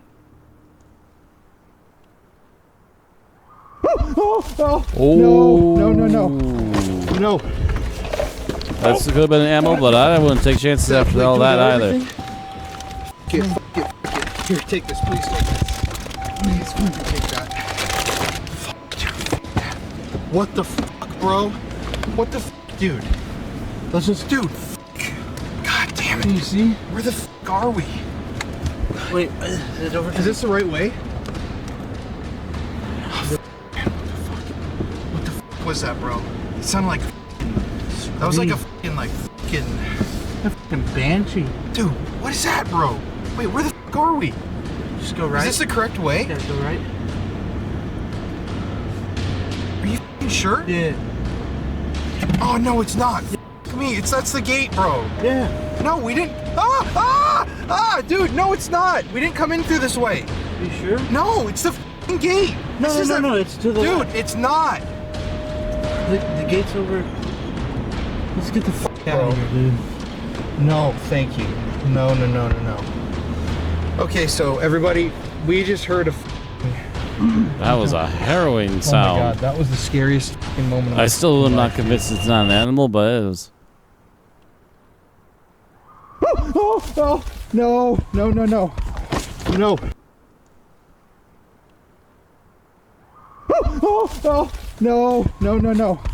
No, the way it comes back again the second time, yeah, that's more like a human being. Either way, that's effed. Out of here. That was a fucking. Wait, where are we going? I don't know, just drive. Me, dude. That was like. It sounded like a. Where the did that come from? That Like, sounds seriously, from, bro. The other building. Me, you're fuck. That sounded like it came from. Okay, first, wait, put your fucking seatbelt on. Oh my god, bro. Oh my god. I need to calm down a second. Oh my god, bro. I really hope we got everything. God damn it. I think we did. We didn't bring much in there. Oh my god. I don't even On know where purpose. I'm going. I think that's fine, as long as we're out of there. Oh my god, bro. That literally sounded like a fucking death scream. Like a. What was that? What? Okay. Someone getting fucking murdered. Like a woman screaming at the top of her fucking lungs, dude. Like, and it came from, I don't know where you heard it from, but I thought I fucking heard it from the fucking building itself. Yeah. Like the one we were just in. Like, is that where you heard it from? I thought it came from the other building back there. That. that. You mean the Either building way. that the guy lives in? Yeah. That Wyatt said Yeah. the dude fucking lives in? F that, bro. F that. No. I'm never fucking coming back to this place, dude. And it's straight up, dude, I'm fucking like speeding down the road, right? You still have the Estes goggles on. That's how scared we were. Oh my Dude, god, you still bro. have those What the on. f So, what What happened? the f was What that, happened in dude? the basement? It basically said it was Okay, going to so try and get sorry, the I both gotta of you. connect this chain of events. So in the basement, we heard. You should turn that light on. In the basement, we heard, or I heard, it started to say all this shit during. Well, first of all, you were creeping me out with what you were saying during the Estes, and then all of a sudden, it started on the Spirit Talker. It said like, "I've been here 1,000 years. You need to go now. Run." Like all this fucking like dark shit, and then you were saying at the same time like it just, and it was like making you vomit, so I was, or like choke up, so I was getting like really nervous that it was like trying to fucking hurt you or hurt me. Yeah, I'm telling you, in there, I was on the verge of throwing up. I know, but to connect all of that, then on the fucking Spirit Talker, it fucking said scream at the very end, and I didn't think anything of it. And what happened is, so when I got you out, something fucking like made a noise in the hallway of the dude, I can't even think right now. In the hallway, like somebody, it like sounded like somebody like threw something, or like something like broke, like something very, very loud. And that's when I went to go get you. And the whole time I was just saying, this is like, it's like really like bad. Whatever this is like bad. And the feeling was bad. And Jesus, I can't even think. And yeah, I got you out, and then like, what the fuck, bro? Like, actually though, I've probably said the F word like 50 times in the last 5 minutes. Bro, I've never been that scared, ever. I don't think, ever, bro. And I'm like, is this fucking guy like following us behind us? I'm like tripped out that somebody was there, like, I don't know what that was. I don't even know if that was paranormal or not, but that was like unbelievably scary. If it wasn't paranormal, I feel like that's even freakier. Like something paranormal might have been influencing them. Oh my god, bro. I just really hope we got everything. Literally I don't think we 5 have much minutes left ago, behind. dude, we were in the basement. We got out of there so fast, and then I thought I was gonna have a panic attack trying to get out from the goddamn gate. Oh, what the Oh my god, bro. Okay, this is Shannon. Well, at least I know you're still alive. Oh my god, Shannon, we literally just ran out of we were parked and we got in our car and sped out of there as fast as we could. This footage that you're gonna see is absolutely terrifying. I wanted to ask you, has anyone ever heard screaming by the nurses building? I don't know, there's like weird stuff that happens all the time. And it's like different a lot. And I don't know about like physical screaming. It's possible. I mean, there's just, we hear stuff all the time. Like my kid heard, the other, just like tonight, hears stuff, Yeah. Like when you interview me too, like when we're driving home, he's very good at like not saying stuff when someone's interviewing, unless, but yeah, it's weird. It's just weird over there. It's a different vibe, I think. Yeah. We're like unbelievably shaken. I don't think I've ever like fled a location so fast. We were standing outside of the car, and it was so loud. It sounded like it could have been a human being, like screaming, like ah, like from the building over, or that nurse. It almost was like the nurse's area or the whatever the other building is right there. It was so scary. It could have been probably someone who saw like your car or something, or either two, but yeah, I hope. Also, right before that, We were getting or it was just something else. some crazy stuff in the basement. So I don't know. I wanted to call and tell you just in case someone got like murdered back there or something, because you. Well, remember they said the building way in the back. That's where everybody likes to party. But I mean, have you seen cars? Generally, you'll see like cars or something, or like around the area. Yeah. A lot of times they just literally park. They will park right in front of the gate and hang out, or they drive back there and park or something. But yeah, because of the weather and stuff, I don't like. You saw people that drive around there and everything. But yeah, there were no cars back there. Then no flashlights, no noises except for that. Because like I said, there's like drumming we'll hear back there. There's talking or something we've heard. Just random stuff, but anything else, like you probably would have seen some other kind of activity too if there were people back there. Like that's what I thought. I'm just like generally we try to like debunk stuff, but there was nobody back there, and we didn't really want to go investigate to find out either. No, we literally like got in the car and sped. I was going like 80 miles an hour down the road. I was so freaked out. I can tell you, there's nothing else like around there either. So it's all woods back there. So you can't. And then so on the other side, the next available spot like from there is almost like it's a half a mile. A little bit more than a half a mile up the hill, which is the rest of like the orphanage and stuff like that. Mm-hmm. So, and it's like terrain. There's terrain back there, and if you go behind Pondview, it turns into very heavy terrain. It's not. There's not. People wouldn't be back there hanging out unless they're like actually in Pondview. But around that whole area, in the woods and everything, is not.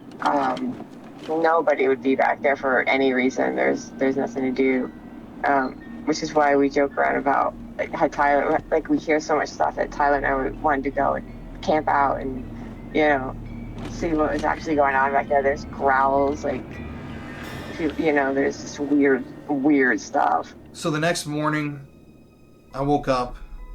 I mean, first of all, what the hell was that scream? What the hell was all of that? The night was just horrifying. It was terrifying. Indeed. But the next morning, in our normal hotel, I woke up and I thought I was hearing something in the room. Now, I actually recorded my experience the next morning, so I'm going to play that clip for you now, but I hadn't experienced sleep paralysis in over a year and a half, and suddenly I was right back in the thick of it. Okay, I just want to make a short video and just state last night, it's now the day that we're leaving. We filmed last night at the Norwich Asylum, and I want to record this before I forget this. Last night, like early this morning, I had really, really bad dreams. Something like, it was a demon dream where something was like chasing us. I can't remember anything from the actual dream, except the fact that at one point we were watching Pirates of the Caribbean on the TV in my dream, and Jack Sparrow turned and looked at us and said, "Hey, Colin and Connor, I'm coming to get you," and then started laughing, and it was really creepy. But I had sleep paralysis this morning where I woke up and I thought I heard the maid banging on the hotel room door, like violently, like do do do do do, and they were yelling through the door, "Colin, Connor, come out here!" Do do do do do do do, like banging like that. And I was like, I remember thinking like, what the f? And I was awake, like kind of half awake, and this banging kept happening for like probably 30 seconds before I was able to say like, "Hey, we're in here." And I thought that I had like woken up, heard the banging, said that to the maid, and then fell asleep again. But according to Connor, I never even said anything, and the maid was never even banging on the door, right? Yeah. That's freaky as shit.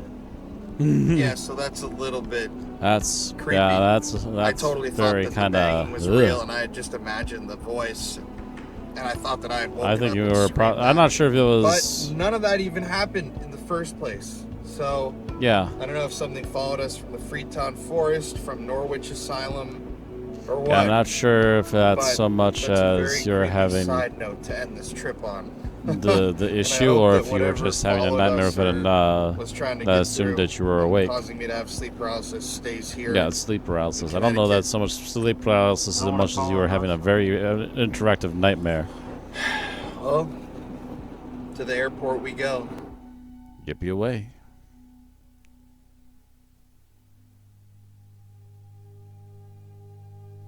Norwich is a place that I don't know if I will ever return to. I say don't know, but I don't know. This place is absolutely terrifying. And I'd say go in there with a bigger crew and also make sure you have weapons. Disturbing with the experiments that they were Any of doing the on nut people, job psychos try and making a fast one, you can blow them away. mistreatment. I mean, it's really sad. But It's sad that you have to arm yourself to be I've out there, never but really it is what felt it an is energy that sometimes. felt as dark and evil as I did in this place. I mean, it felt like what was there really did not want us there, and it was affecting us so much to get that point across. So the Norwich Asylum. Now, guys, this is a place that I'm already dying to revisit. There are so many buildings on that property that we didn't even get to touch, let alone step foot inside of. There's so much more history to explore. I mean, there's the man who hanged himself from the rafters in one of the buildings. There's all of the patient on patient and, you know, all the violence and assault that was happening there. There's just so much tragedy and despair and anger and turmoil and energy. I really can't put a finger on a place that has had as much energy as Norwich has, that we've investigated in the last year or 2 years. I mean, the place is honestly just terrifying. You could give me no amount of money to spend the night in there alone either. I mean, that place is absolutely petrifying. And It's the evidence we captured, extremely compelling. It shows that there's something, in my opinion, something inhuman that's stalking those grounds. Now, something we run into is people saying, where's the demon on camera, when we use titles like Demon Caught on Camera? What do you think like a demon is? Or we get all these questions. First of all, when we use the title Demon Caught on Camera, you shouldn't go into this video thinking you're going to see a little guy with horns running around on camera. That's not what we're alluding to. The demon caught on camera is the sum of all the evidence that we captured which points towards a demonic haunting. And that's what's crazy. A place like Norwich had all the signs that we consider to be something demonic.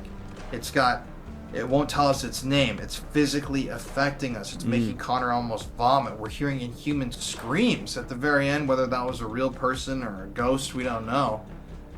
This thing's charging at us. It's crawling around on all fours on the ceilings. Like, this thing is not human.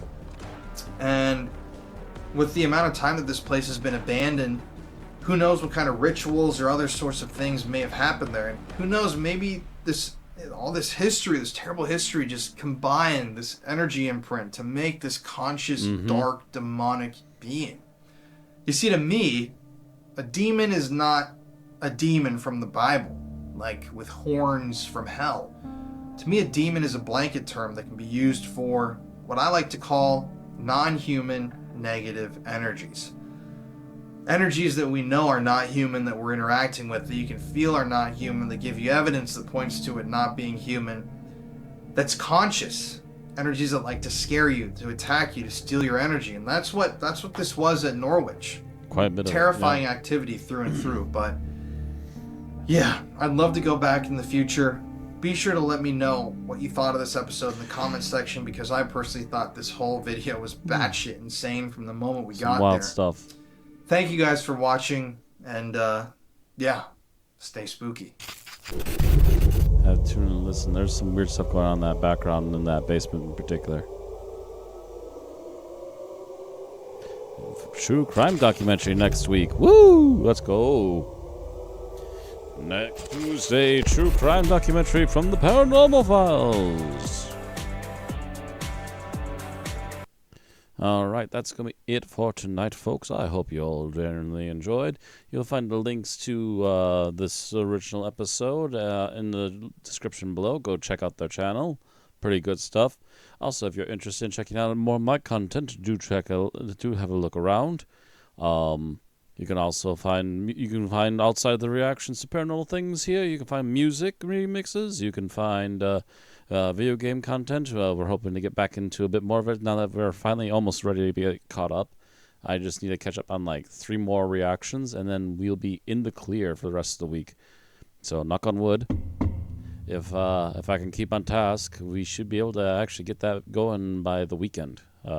So hopefully we'll see you there for some more Thief, and we'll wrap that little chapter up. But that's going to be it for now. Thank you all very much for watching. Again, do check out the links below for everything, including socials and the merch. And I will see you all next time. Pleasant dreams.